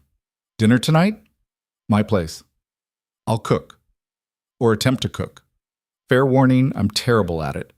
Caleb looked at Marcus, who was doing homework at the kitchen table. Hey, buddy, how would you feel about meeting Arya tonight? Marcus's head snapped up. Really? Really, she's invited us for dinner. Both of us? Both of us. Marcus's face split into a grin. Can I bring my drawings? I want to show her the one I did of the oak tree. Sure. Go get ready. We're leaving in 20 minutes. While Marcus raced to his room, Caleb texted Arya back. We'll be there. But just so you know, I'm bringing Marcus. Hope that's okay. More than okay. I'm terrified but ready. What does he like to eat? Pizza, chicken nuggets, anything that's not vegetables. So a sophisticated palate. I can work with that. Arya's address led them to a high-rise downtown, all glass and steel, and the kind of security that required checking in with a concierge. The elevator ride to the penthouse took so long, Marcus started counting floors. She lives really high up, he observed. She does. Does she ever get scared, being so high? I don't know. You can ask her. The elevator opened directly into Arya's apartment. She was waiting for them, dressed casually in jeans and a sweater, looking more nervous than Caleb had ever seen her. Hi, she said, and her voice was slightly too bright. You must be Marcus. I've heard a lot about you. Marcus studied her with serious attention. You're the tree lady. I am, though my name is Arya. I know, Dad told me. Marcus held up his folder. I brought drawings. Dad said I could show you. I'd love to see them. Arya looked at Caleb, something vulnerable in her expression. He gave her an encouraging nod. The apartment was stunning. Floor-to-ceiling windows overlooking the city, expensive furniture, art that was probably worth more than Caleb's truck. But Arya led them to the kitchen, which was warm and somehow more human than the rest of the space. I made pizza, she said. Or rather, I bought pre-made dough and put things on it. I'm not sure that counts as cooking. It counts, Caleb assured her. They ate at the kitchen island, Marcus chattering about school and his drawings and the oak tree. Arya listened with genuine attention, asking questions, seeming to relax as the evening went on. After dinner, Marcus spread his drawings on the coffee table, explaining each one in detail. There was the oak tree before it fell, the oak tree after it fell, the oak tree standing again with support cables.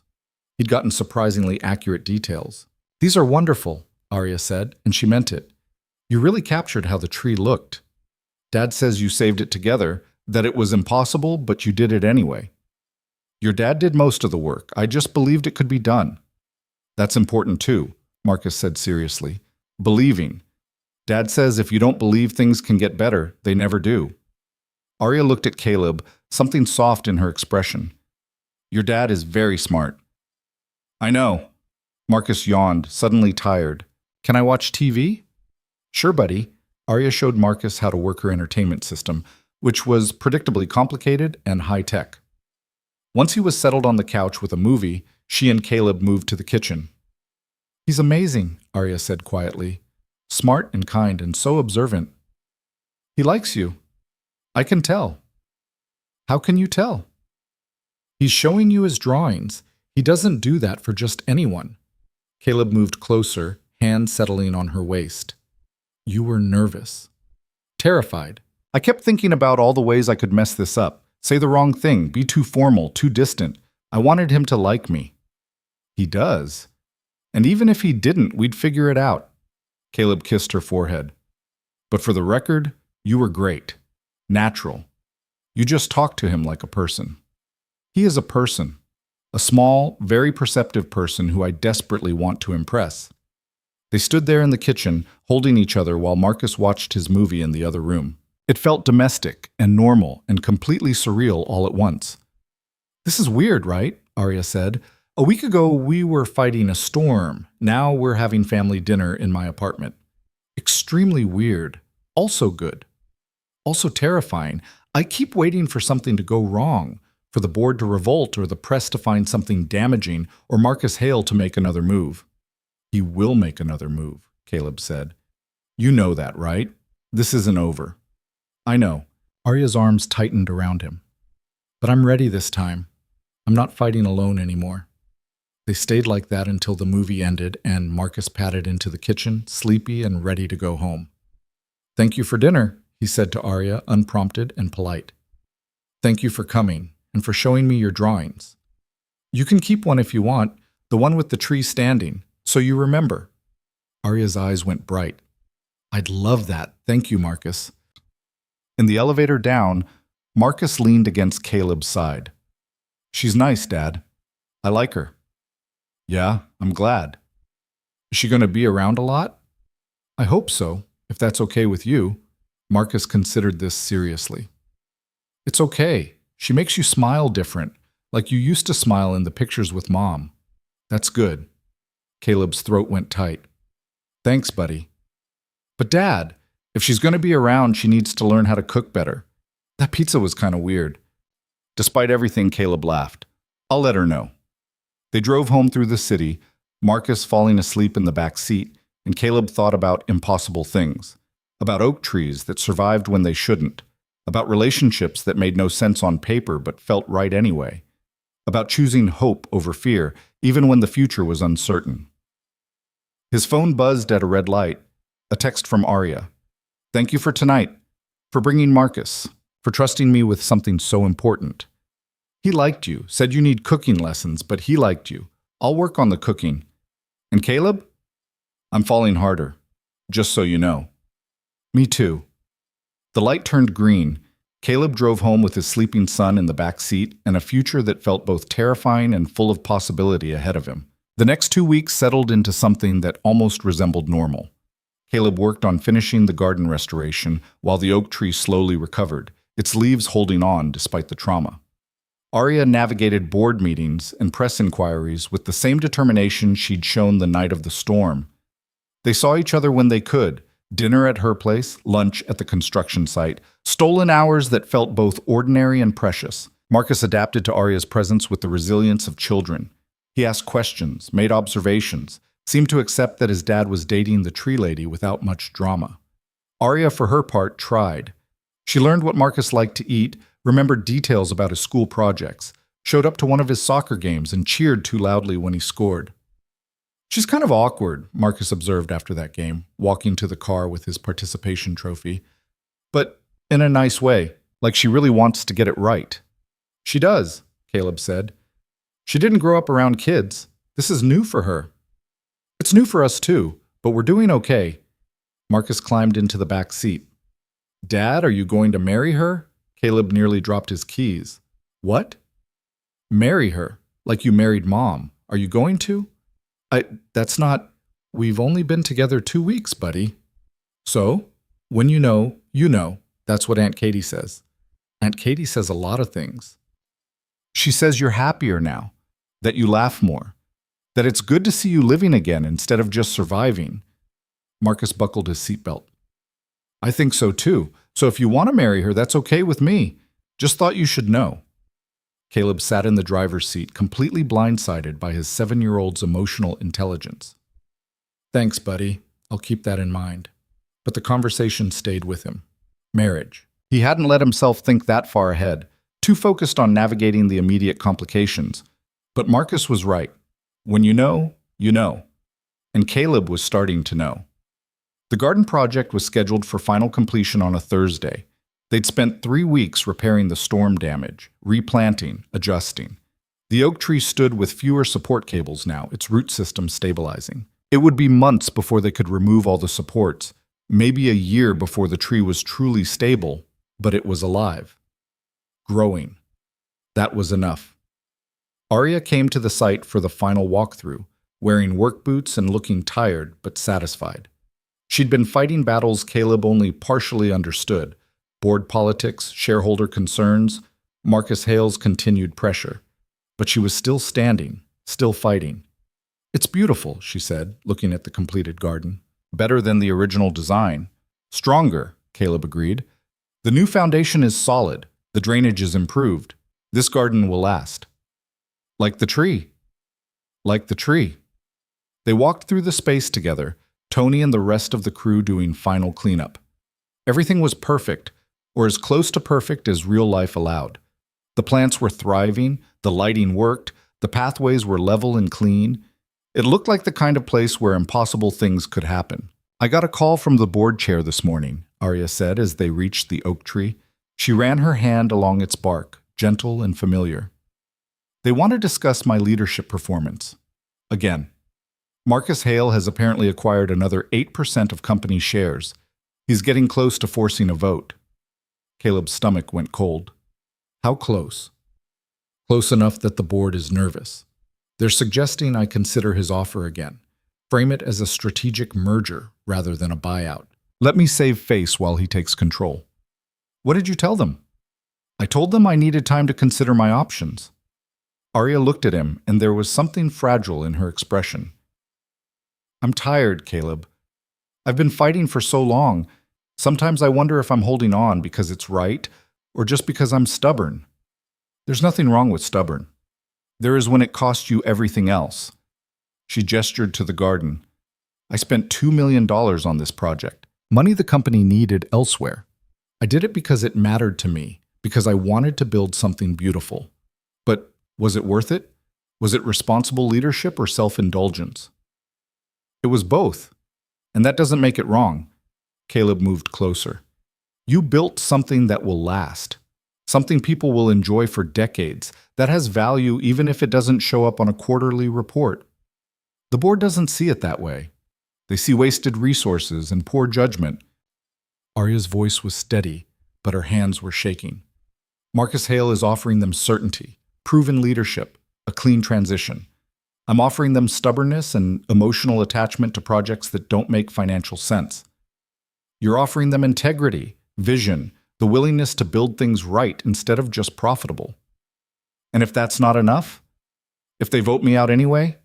Caleb took her hands, felt them trembling. "Then you walk away knowing you didn't compromise who you are, that you fought for what mattered. That's worth something, Arya." She looked at him for a long moment, and he could see her working through it, the cost of fighting versus the cost of surrender. Finally, she nodded. "You're right. I know you're right. I just—" She stopped, frustrated with herself. "I wish it didn't have to be this hard. Nothing worth having is easy." "You would say that." But she was almost smiling. "You're the one who decided to upright a 300-year-old tree because giving up wasn't acceptable. I learned from the best." They stood there under the oak, and Caleb thought about how far they'd both come from that first desperate morning when everything was falling apart. They'd saved the tree, built something stronger, found each other in the chaos. That had to count for something. His phone rang, an unknown number. "Ward," he answered. "Mr. Ward, this is David Chen from the Tribune." The voice was professional, friendly, dangerous. "I'm working on a story about Arya Laurent and Laurent Holdings. I was hoping you could answer some questions about your relationship with Ms. Laurent and how it's affected the company's recent decisions." Caleb's jaw tightened. "No comment. I understand your reluctance, but we're running the story regardless.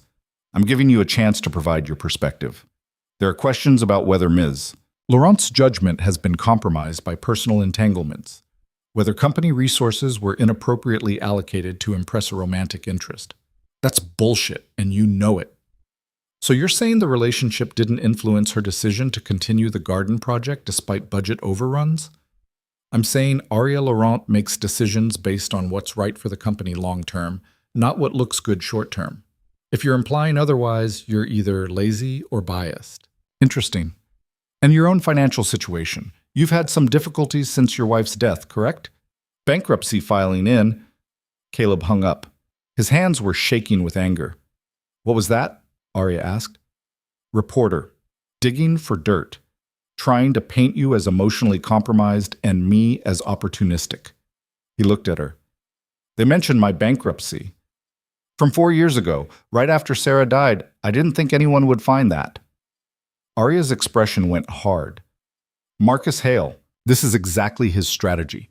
Find vulnerabilities, leak them to friendly reporters, let the press do his dirty work." "Can you stop it?" "No. Once it's out there, it's out there.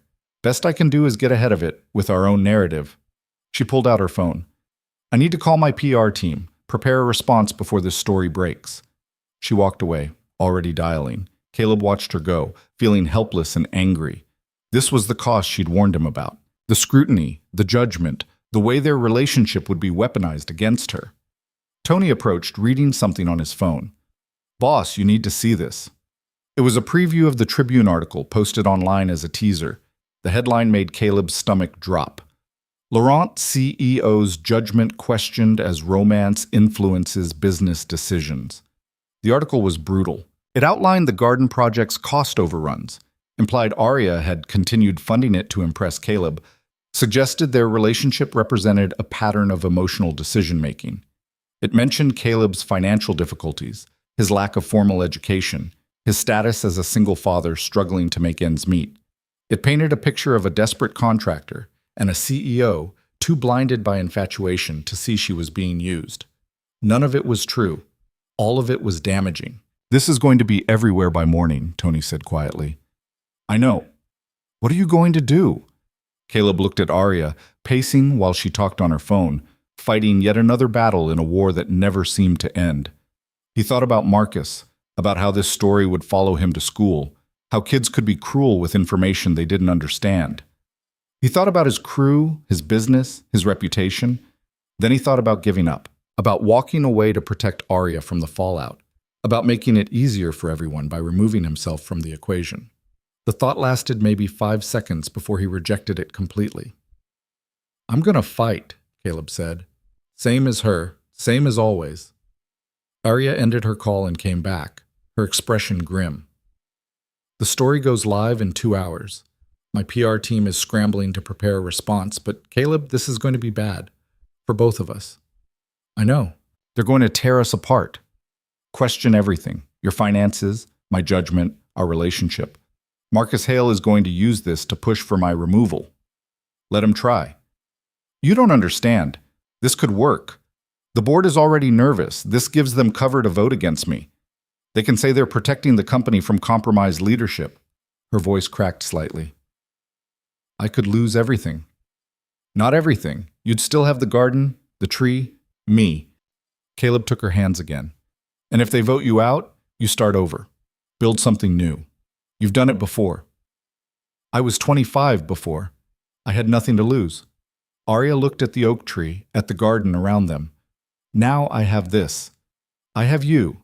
I have Marcus, who I'm terrified of disappointing. I have so much more to lose." "Then we fight to keep it, together." Arya closed her eyes, took a shaky breath. When she opened them again, there was steel there. Determination. The same quality that had made her stand in the storm and refuse to abandon the tree. "Okay," she said, "together." They spent the next 2 hours preparing. Arya's PR team drafted responses, coordinated with Laurent Holdings' communications department, prepared for the media onslaught. Caleb called his sister, warned her about the story, asked her to keep Marcus away from news sites for a few days. He called his lawyer, the same one who'd handled his bankruptcy, and asked about defamation options. The story went live at 6 p.m. Within an hour, it was trending on social media. Other outlets picked it up, added their own commentary. Business analysts weighed in on Arya's leadership. Relationship experts dissected their dynamic. Marcus Hale gave a carefully worded interview expressing concern for Laurent Holdings shareholders and suggesting the board needed to seriously evaluate whether current leadership was serving the company's best interests. By 8 p.m., 3 board members had called for an emergency meeting. By 9, that meeting was scheduled for the following afternoon. Caleb was at Arya's apartment when she got the notification. Marcus was with Katie for the night. Caleb had decided to spare him the immediate fallout. They were sitting on her couch trying to eat takeout. Neither of them wanted when her phone buzzed. "Emergency board meeting tomorrow at 2 p.m., Arya read aloud. "Agenda: discussion of CEO performance and potential vote of no confidence." She set her phone down very carefully. "This is it. This is Marcus Hale's play." "What do you need to prepare?"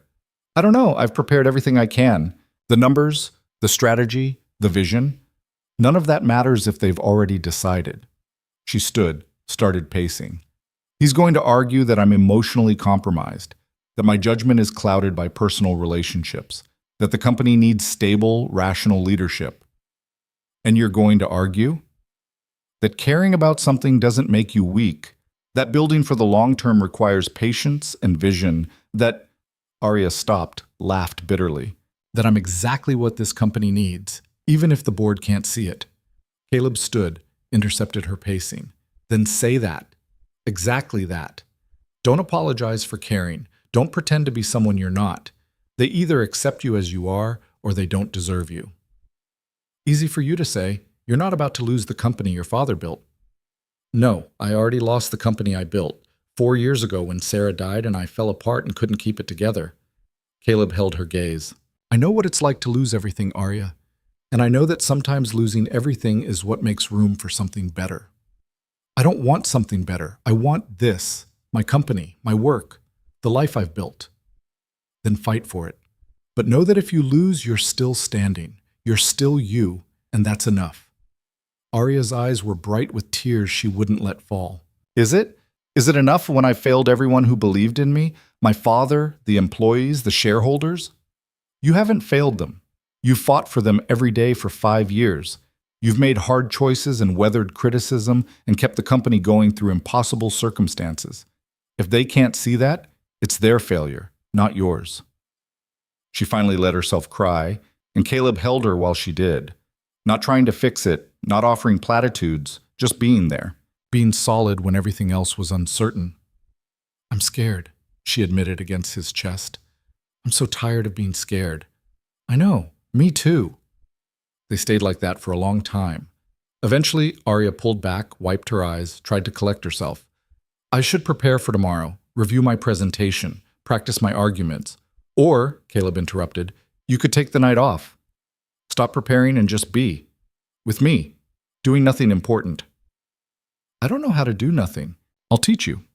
He ordered a movie, something mindless and entertaining that required no emotional investment. They sat on her expensive couch eating ice cream straight from the container and not talking about board meetings or press coverage or anything that mattered. For a few hours, they just existed together, pretending the world outside didn't exist. Around midnight, Arya fell asleep against his shoulder. Caleb stayed still, not wanting to wake her, thinking about tomorrow, and all the ways it could go wrong. But mostly thinking about this moment, Arya peaceful and trusting against him, the city lights beyond her windows, the quiet certainty that whatever happened tomorrow, they'd face it together. His phone buzzed, a text from Katie. Marcus saw the article. He has questions. You need to talk to him tomorrow. Caleb swore silently. He'd hoped to keep Marcus insulated a bit longer, but of course the kid had seen it. 7-year-olds had access to everything now. How bad? He wants to know if people think you're using Arya for money. If you are, if she's going to leave like Mom did. The last one hit like a punch. Of course Marcus would connect it to Sarah's death. Of course he'd be scared of losing someone else. I'll talk to him first thing.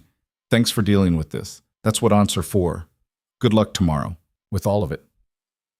Caleb pocketed his phone and looked at Arya, still sleeping against him.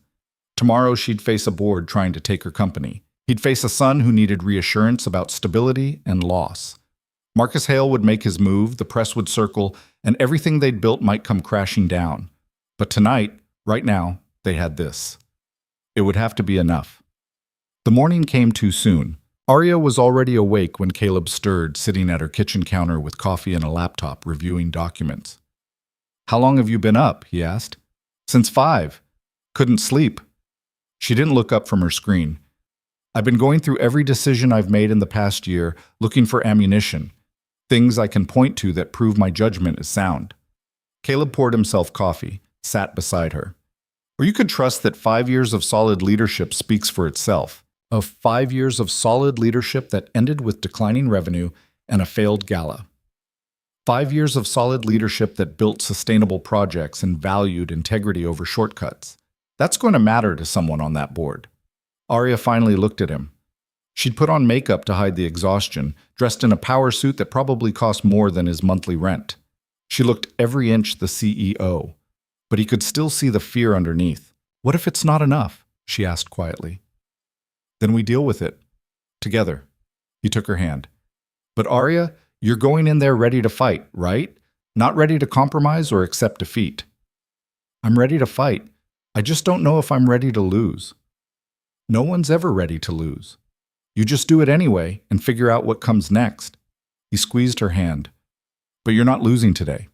You're going to walk into that boardroom and remind them exactly why they need you. She smiled, small but genuine. When did you become the optimistic one? Someone has to be. You're too busy being terrified. Fair point. They had breakfast together, trying to pretend it was normal. Then Arya had to leave for preliminary meetings before the main event. Caleb kissed her goodbye, told her he'd be waiting for her call, watched her leave looking strong and scared and absolutely determined. Then he went to pick up Marcus. Katie met him at the door with a sympathetic expression. He's in his room, been quiet all morning. I tried talking to him, but he wants to hear it from you. Marcus was sitting on his bed, still in his pajamas despite it being almost 9 a.m.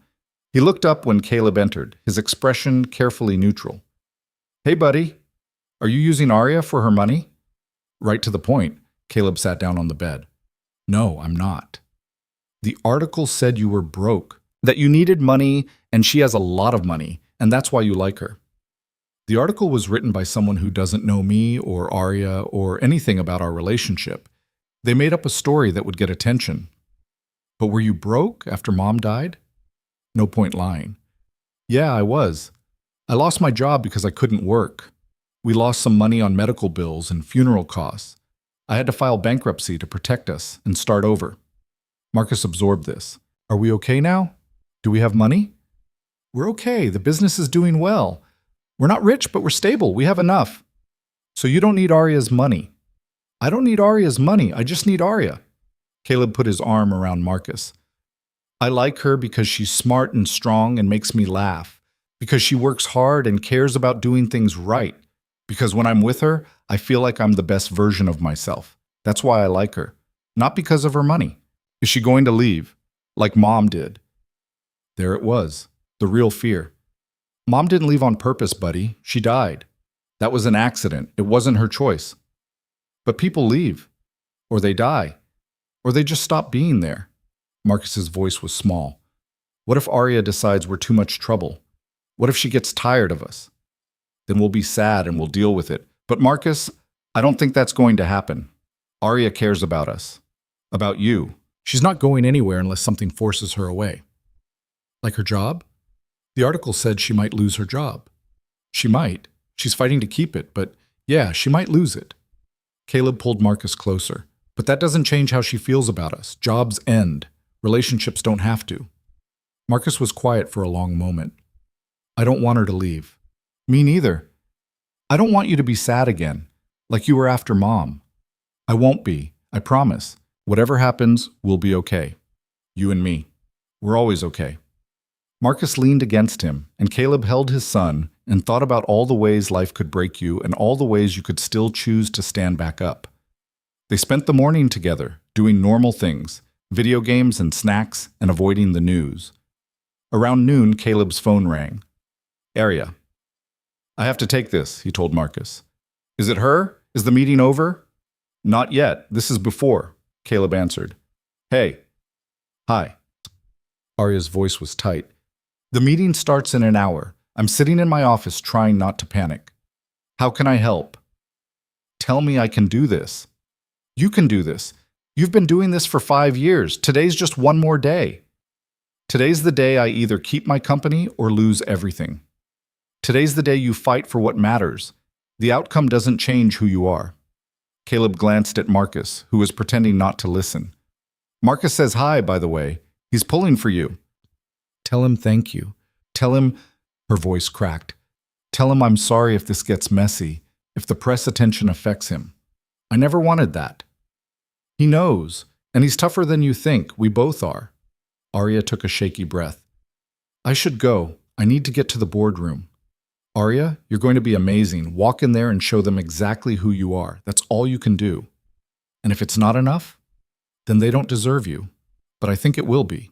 I think you're going to walk out of there still CEO, still fighting, still standing. I hope you're right. I'm always right. Ask anyone. She laughed, surprising them both. I love you, she said suddenly. I should have said it before, but I was scared and I didn't want to complicate things more, but I love you, and I need you to know that before I walk into this meeting. Caleb's heart stopped, then started again, faster. I love you too. Now go fight for your company. I'll be here when you're done. She hung up. Caleb sat there holding his phone, slightly stunned. She said she loves you, Marcus observed. That's good, right? Yeah, buddy, that's really good. The next 2 hours were agony. Caleb tried to focus on Marcus, on being present, but his mind kept drifting to that boardroom downtown where Arya was fighting for everything. His phone stayed silent. No updates, no news, nothing. At 3:30, it rang. Jennifer. Tell me, Caleb said, not bothering with hello. The meeting just ended. Miss Laurent asked me to call you. The board voted. And? 7-5 in favor of retaining Miss Laurent as CEO. Mr. Hale's proposal was rejected. Relief flooded through him so intensely he had to sit down. She won. She won. Though it was close, 3 board members abstained, which technically counted against Mr. Hale's proposal. Ms. Laurent is preparing a statement now. How is she? Exhausted. Relieved. Asking when she can see you. Tell her any time, we'll be here. He hung up and looked at Marcus, who'd been watching anxiously. She won! She's still CEO! Marcus whooped, jumping up from the couch. I knew it! I knew she'd win! How'd you know? Because she's like you, Dad. She doesn't give up, even when things are hard. Caleb pulled his son into a hug, feeling hope and relief and love all tangled together. The storm had passed. For now, anyway. There would be more battles, more challenges, more moments of uncertainty, but they'd survived this one. Together. His phone buzzed, a text from Arya. Come to the garden? The oak tree garden. I need to see you both. Need to see something real. We'll be there in 20 minutes. They drove across the city, Marcus chattering excitedly about Arya's victory. The garden was empty when they arrived, the sun starting to set, casting everything in golden light. Arya was standing under the oak tree, still in her suit, looking up at the branches. You won, Caleb said, walking up to her with Marcus beside him. I won. She turned to face them, and there were tears on her face, but she was smiling. 7-5. Narrow margin, but enough. Marcus Hale stormed out. Half the board looked disappointed. But I won. Marcus ran to her, and she caught him, lifting him up in a hug that surprised them both. You did it! Dad said you would do it. Your dad was right. Arya set him down, looked at Caleb. You were right. About what? Everything. Fighting, standing my ground, not compromising who I am. She moved closer, took his hand. I told them the truth in there. That yes, I'm emotional about this company. That yes, I make decisions based on values as well as profit. That yes, I'm in a relationship that some people think is inappropriate. She squeezed his hand. I told them I wasn't apologizing for any of it. That if they wanted a CEO who played it safe and made decisions purely by numbers, they should vote me out. Otherwise, they needed to accept me as I am. And they accepted you. Barely, but yes. She looked at the oak tree, still standing strong. This tree almost died. We saved it. The company almost died. We saved that too. I almost lost myself trying to be what everyone expected. You saved me from that. You saved yourself. I just showed up. Showing up is everything. Marcus tugged on Arya's sleeve. Does this mean you're staying? You're not leaving? I'm staying, Arya said firmly, for as long as you'll have me. Forever then, Marcus declared. We're keeping you forever. Arya laughed, the sound bright and free. She looked at Caleb over Marcus's head, and everything between them was understood without words. Love and commitment and the knowledge that this was just the beginning. They stood there together under the oak tree as the sun set. 3 people who'd found each other in the chaos and decided to build something that would last. The future was still uncertain. There would be more battles with Marcus Hale, more press scrutiny, more challenges to navigate. But they'd face it together. And that made all the difference. The victory lasted exactly 3 days before Marcus Hale made his next move. Caleb was at the construction site of a new project, a residential renovation in the suburbs, when Tony called him over, phone in hand and expression grim. You need to see this. It was a press release from Hale Properties announcing a formal shareholder petition to remove Arya from her position as CEO. Hale had gathered enough support from minority shareholders to force another vote, this time at the annual shareholder meeting in 2 weeks. He's not giving up, Tony said unnecessarily. No, he's not. Caleb pulled out his phone, texted Arya. She responded immediately. I know, my lawyers are reviewing it now. Can you come over tonight? I need to see you. I'll be there. But when Caleb arrived at Arya's apartment that evening, Marcus in tow with his homework, he found her in a state he'd never seen before. Not panicked or scared. Those he knew. This was something colder, calculated. He thinks he's won, she said, pacing her living room while Marcus settled on the couch with his math homework. He thinks forcing a public shareholder vote will embarrass me into resignation, make me look weak in front of hundreds of investors. What are you going to do? Fight, obviously. But there was something different in her voice. Not desperation, determination. I've spent 3 days talking to shareholders, small investors, big investors, people who've been with Laurent Holdings since my father started it. You know what I learned? What? Most of them don't want Hale. They're nervous about the company's direction, yes, but they don't trust him. They think he'll strip us for parts and move on. Arya stopped pacing, looked at Caleb. I can win this, but I need to give them something to believe in. A vision that's bigger than just surviving. What kind of vision? The kind that proves sustainable development isn't just profitable, it's the future. Her eyes were bright with something that looked like hope mixed with fierce determination. I've been playing defense for a year, trying to hold on to what my father built, but that's not enough anymore. I need to build something new, something mine. Over the next week, Arya worked like Caleb had never seen. She drafted proposals, met with investors, assembled presentations. She brought in environmental consultants, sustainable development experts, architects who specialized in green building. She built a case not just for why she should stay as CEO, but for where Laurent Holdings could go under her leadership. Caleb watched her transform, not into someone different, into more of herself. The woman who'd stood in the storm, refusing to abandon the oak tree, channeled into corporate strategy. She's scary when she's like this, Marcus observed one evening, watching Arya review documents at the dining table while simultaneously fielding phone calls. But in a good way, like a superhero. Yeah, Caleb agreed. Exactly like that. The night before the shareholder meeting, Arya asked Caleb to meet her at the garden. She'd been spending time there lately, walking through the space she'd fought to create, drawing strength from the oak tree that had survived its own disaster. I'm ready, she said when he arrived. The sun was setting, casting long shadows through the oak's branches. I've done everything I can. The presentation is solid. The vision is clear. Tomorrow, I either convince them or I don't. You'll convince them. You don't know that. I know you. When you believe in something, you make other people believe it too. Caleb moved closer, took her hands.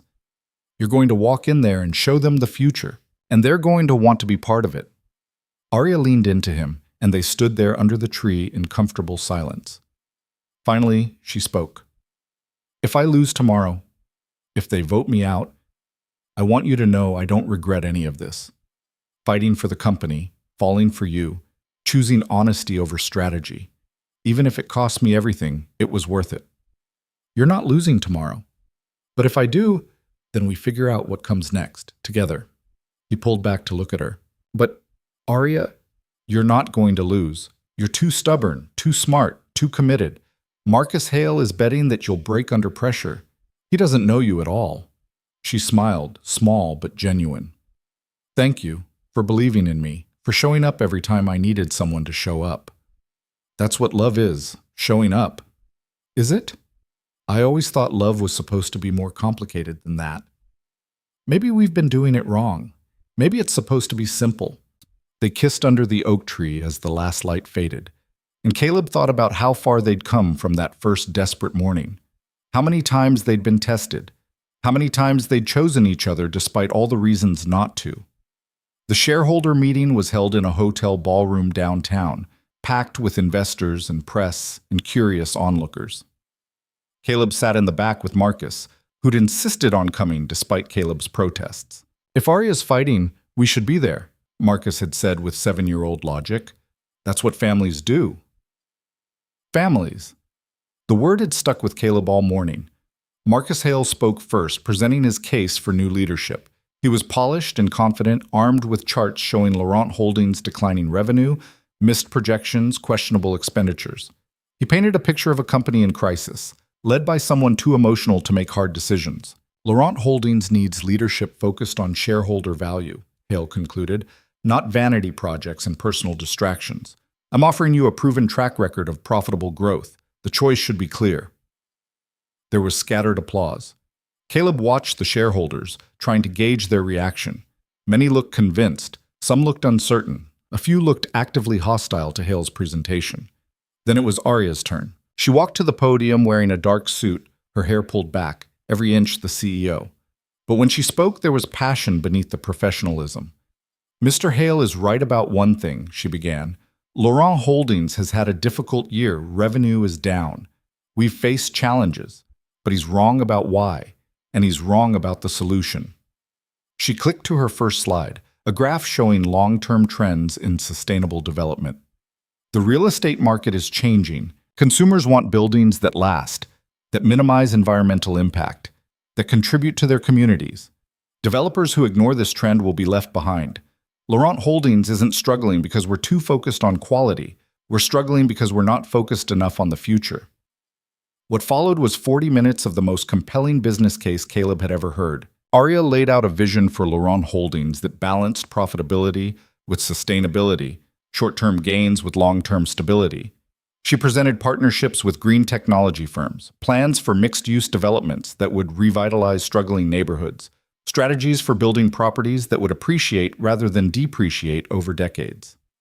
She talked about the garden project, not as a vanity expense, but as a proof of concept, a demonstration that you could create something beautiful and functional that survived storms and became stronger for it. Mr. Hale promises you quarterly returns, Arya said. I'm offering you a legacy, buildings that will stand for generations, developments that improve rather than extract from communities. A company that proves you can do well by doing good. She paused, looking directly at the shareholders. My father built this company on integrity and hard work. He believed that if you built things right, the profit would follow. I believe the same thing. The question you have to answer today is whether you believe it too, whether you want a CEO who will maximize your returns for the next few years, or one who will build something that lasts. The applause when she finished was louder than it had been for Hale. Not universal, Caleb could see some shareholders looking skeptical, but substantial, real. The vote took an hour. Shareholders filed through, casting their ballots electronically. Caleb sat with Marcus, both of them silent, waiting. Finally, the results were announced. 63% in favor of retaining Arya Laurent as CEO. The ballroom erupted. Some shareholders cheered, others looked disappointed. Marcus Hale stood and walked out without a word, his expression dark. Arya stayed at the podium, looking slightly stunned, like she'd prepared so hard for battle that victory felt anticlimactic. Then she saw Caleb and Marcus in the back, and her face transformed, pure joy, unguarded and real. She made her way through the crowd, accepting congratulations and deflecting questions from the press. When she reached them, Marcus launched himself at her, and she caught him, spinning him around despite the formal setting. "You won!" Marcus shouted. "I knew you'd win." "We won," Arya corrected, setting him down. She looked at Caleb. "All of us." The aftermath was chaos. Press interviews, shareholder discussions, board members who wanted to discuss implementation strategies. Caleb took Marcus home, letting Arya handle the professional obligations. It was after 10 when she finally called. "I'm sorry, that took forever. Everyone wanted to talk about the vision, the strategy, what happens next." She sounded exhausted and exhilarated. "I'm on my way to you now, if that's okay." "More than okay." She arrived 20 minutes later, still in her suit but rumpled now, makeup faded, looking more real than polished. Marcus was already asleep. It was a school night, so they sat on Caleb's couch in his modest apartment, a world away from her penthouse and corporate boardrooms. 63%, Arya said, like she still couldn't believe it. "That's not just a win, that's a mandate. You gave them something to believe in. I gave them honesty, a real vision instead of corporate speak." She leaned against him. "Marcus Hale is going to sell his shares. My lawyers heard he's already in talks. He'll take his loss and move on to the next target." "And you?" I have 2 weeks to start implementing everything I promised. The board is cautiously optimistic, but they'll want results. The shareholders are invested, but they'll expect returns. The press is watching to see if I can actually deliver." She laughed, slightly hysterical. "No pressure. You'll do it. Same way you saved the tree. One impossible thing at a time." Arya was quiet for a moment. Then, "I want you to be part of it." "Part of what?" "The company, the vision, all of it." She sat up, turned to face him. "Laurent Holdings needs someone who understands sustainable development from the ground up, someone who builds things that last, someone I trust completely." Caleb's heart started racing. "Arya, I'm offering you a position, Director of Sustainable Development. You'd oversee all our green building initiatives, work with architects and engineers, make sure every project meets the standards I promised today. It's a real job, Caleb, with a salary and benefits and everything." "I have my own company." "I know. And you could keep it, scale it up, make it part of Laurent Holdings' contractor network. Or you could join us full-time, whatever works." She took his hands. "I'm not asking you to give up anything. I'm asking you to build something with me, professionally and personally, a partnership in every sense." Caleb stared at her, overwhelmed. A month ago, he'd been a contractor struggling to save a failing garden project. Now he was being offered a role in reshaping a multi-million-dollar company. "I don't have a degree," he said. "I don't have corporate experience. My board will accept my decision. I just want a shareholder vote promising sustainable development. I need someone who actually knows how to do that." "That's you." Arya squeezed his hands. "But only if you want it. I'm not trying to change your life. I'm trying to build one with you." "What about Marcus?" "My son comes first. Always." "I know. And the position would have flexibility for that. You could work from site, from home, whatever you need. This isn't about making you fit into my world, Caleb. It's about building a world that fits both of us." He looked around his apartment, small and comfortable and sufficient, looked at the hallway where Marcus was sleeping, thought about his crew, his business, the life he'd rebuilt after Sarah died. Then he thought about Arya, about the oak tree, about building things that lasted. "Okay," he said. "Yes, I'm in." Arya's smile could have lit the city. She kissed him, deep and thorough and full of promise. "We're really doing this," she said when they broke apart. "Building a company, building a life. Together." "Apparently so." "Are you scared?" "Terrified. You?" "Absolutely," she laughed. "But we've survived worse, falling trees, corporate coups, terrible press coverage. We can survive success too." They spent the night talking through possibilities, making plans, imagining futures. Arya fell asleep on his couch around 2 a.m., and Caleb covered her with a blanket and let her rest. She looked peaceful, the stress lines smoothed from her face, finally able to stop fighting. Marcus found them the next morning, Arya still on the couch, Caleb in the chair across from her where he'd been watching her sleep. "Is she staying?" Marcus whispered. For now, she fell asleep. "That's good. She needs rest. She works too hard." Marcus studied Arya with serious attention. "Dad, are we going to be a family, like an official one?" The question caught Caleb off guard. "What do you mean? Are you going to marry her? Make it permanent?" That's complicated, buddy. We've only been together a few weeks." "But you love her. She loves you. I love her. That's what matters, right?" Marcus sat down next to Caleb. "Mom's gone. That's sad and it always will be. But Arya's here. And she makes you happy. She makes us both happy. So why not make it official?" Out of the mouths of children, Caleb looked at Arya, still sleeping, and thought about permanence, about commitment, about choosing to build something that would last. "You're right," he said quietly. "When you know, you know. So you'll ask her?" "Eventually, when the timing's right." "The timing's never right, Dad. That's what Aunt Katie says. You just do it and figure out the rest." Arya stirred then, blinking awake. She saw them watching her and smiled, still half asleep. "Morning." "Morning," Caleb said. "Sleep well?" "Better than I have in months." She sat up, noticed Marcus. "Hey you, did I miss breakfast?" "Yep, but Dad makes a good second breakfast. He learned it from a movie. Second breakfast sounds perfect." They made breakfast together in Caleb's small kitchen, the three of them working around each other with growing familiarity. Marcus chattered about school. Arya told stories about the shareholder meeting that made Marcus laugh. Caleb cooked pancakes and watched his son and the woman he loved interact with easy comfort. This was what he'd been missing. Not just a partner, but family. The kind that chose each other and built something new from broken pieces. After breakfast, Arya had to leave for meetings. She kissed Caleb goodbye, hugged Marcus, promised to see them both that weekend.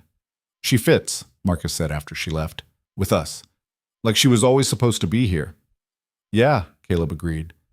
"She does." The next 3 months were a whirlwind.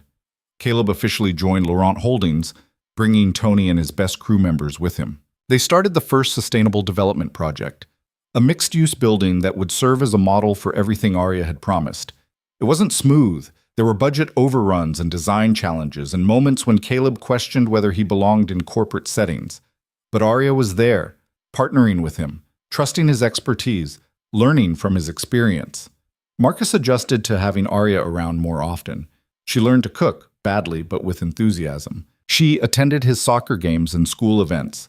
She asked questions and listened to answers and slowly became part of their routine. The press coverage shifted. Instead of scandal, they became a story about unlikely partnerships, about a CEO willing to take risks and a contractor building the future. It wasn't always positive. Some outlets still questioned Arya's judgment, Caleb's qualifications. But it was manageable. Marcus Hale sold his shares and moved on to his next target. The board stabilized, bought into Arya's vision, started seeing results. Laurent Holdings stock climbed steadily as investors recognized the long-term potential. Through it all, the oak tree stood. Caleb visited it regularly, checking on its recovery. The support cables came off after 4 months. The root system strengthened. New growth appeared. The tree that had nearly died was thriving, stronger for having survived. It was under that tree, 6 months after the storm, that Caleb asked Arya to marry him. He'd planned something elaborate. Dinner, flowers, the perfect moment. But plans had a way of changing. He found himself at the garden on a random Tuesday evening, Arya beside him reviewing plans for their next project, Marcus climbing on the lower branches despite Caleb's half-hearted protests.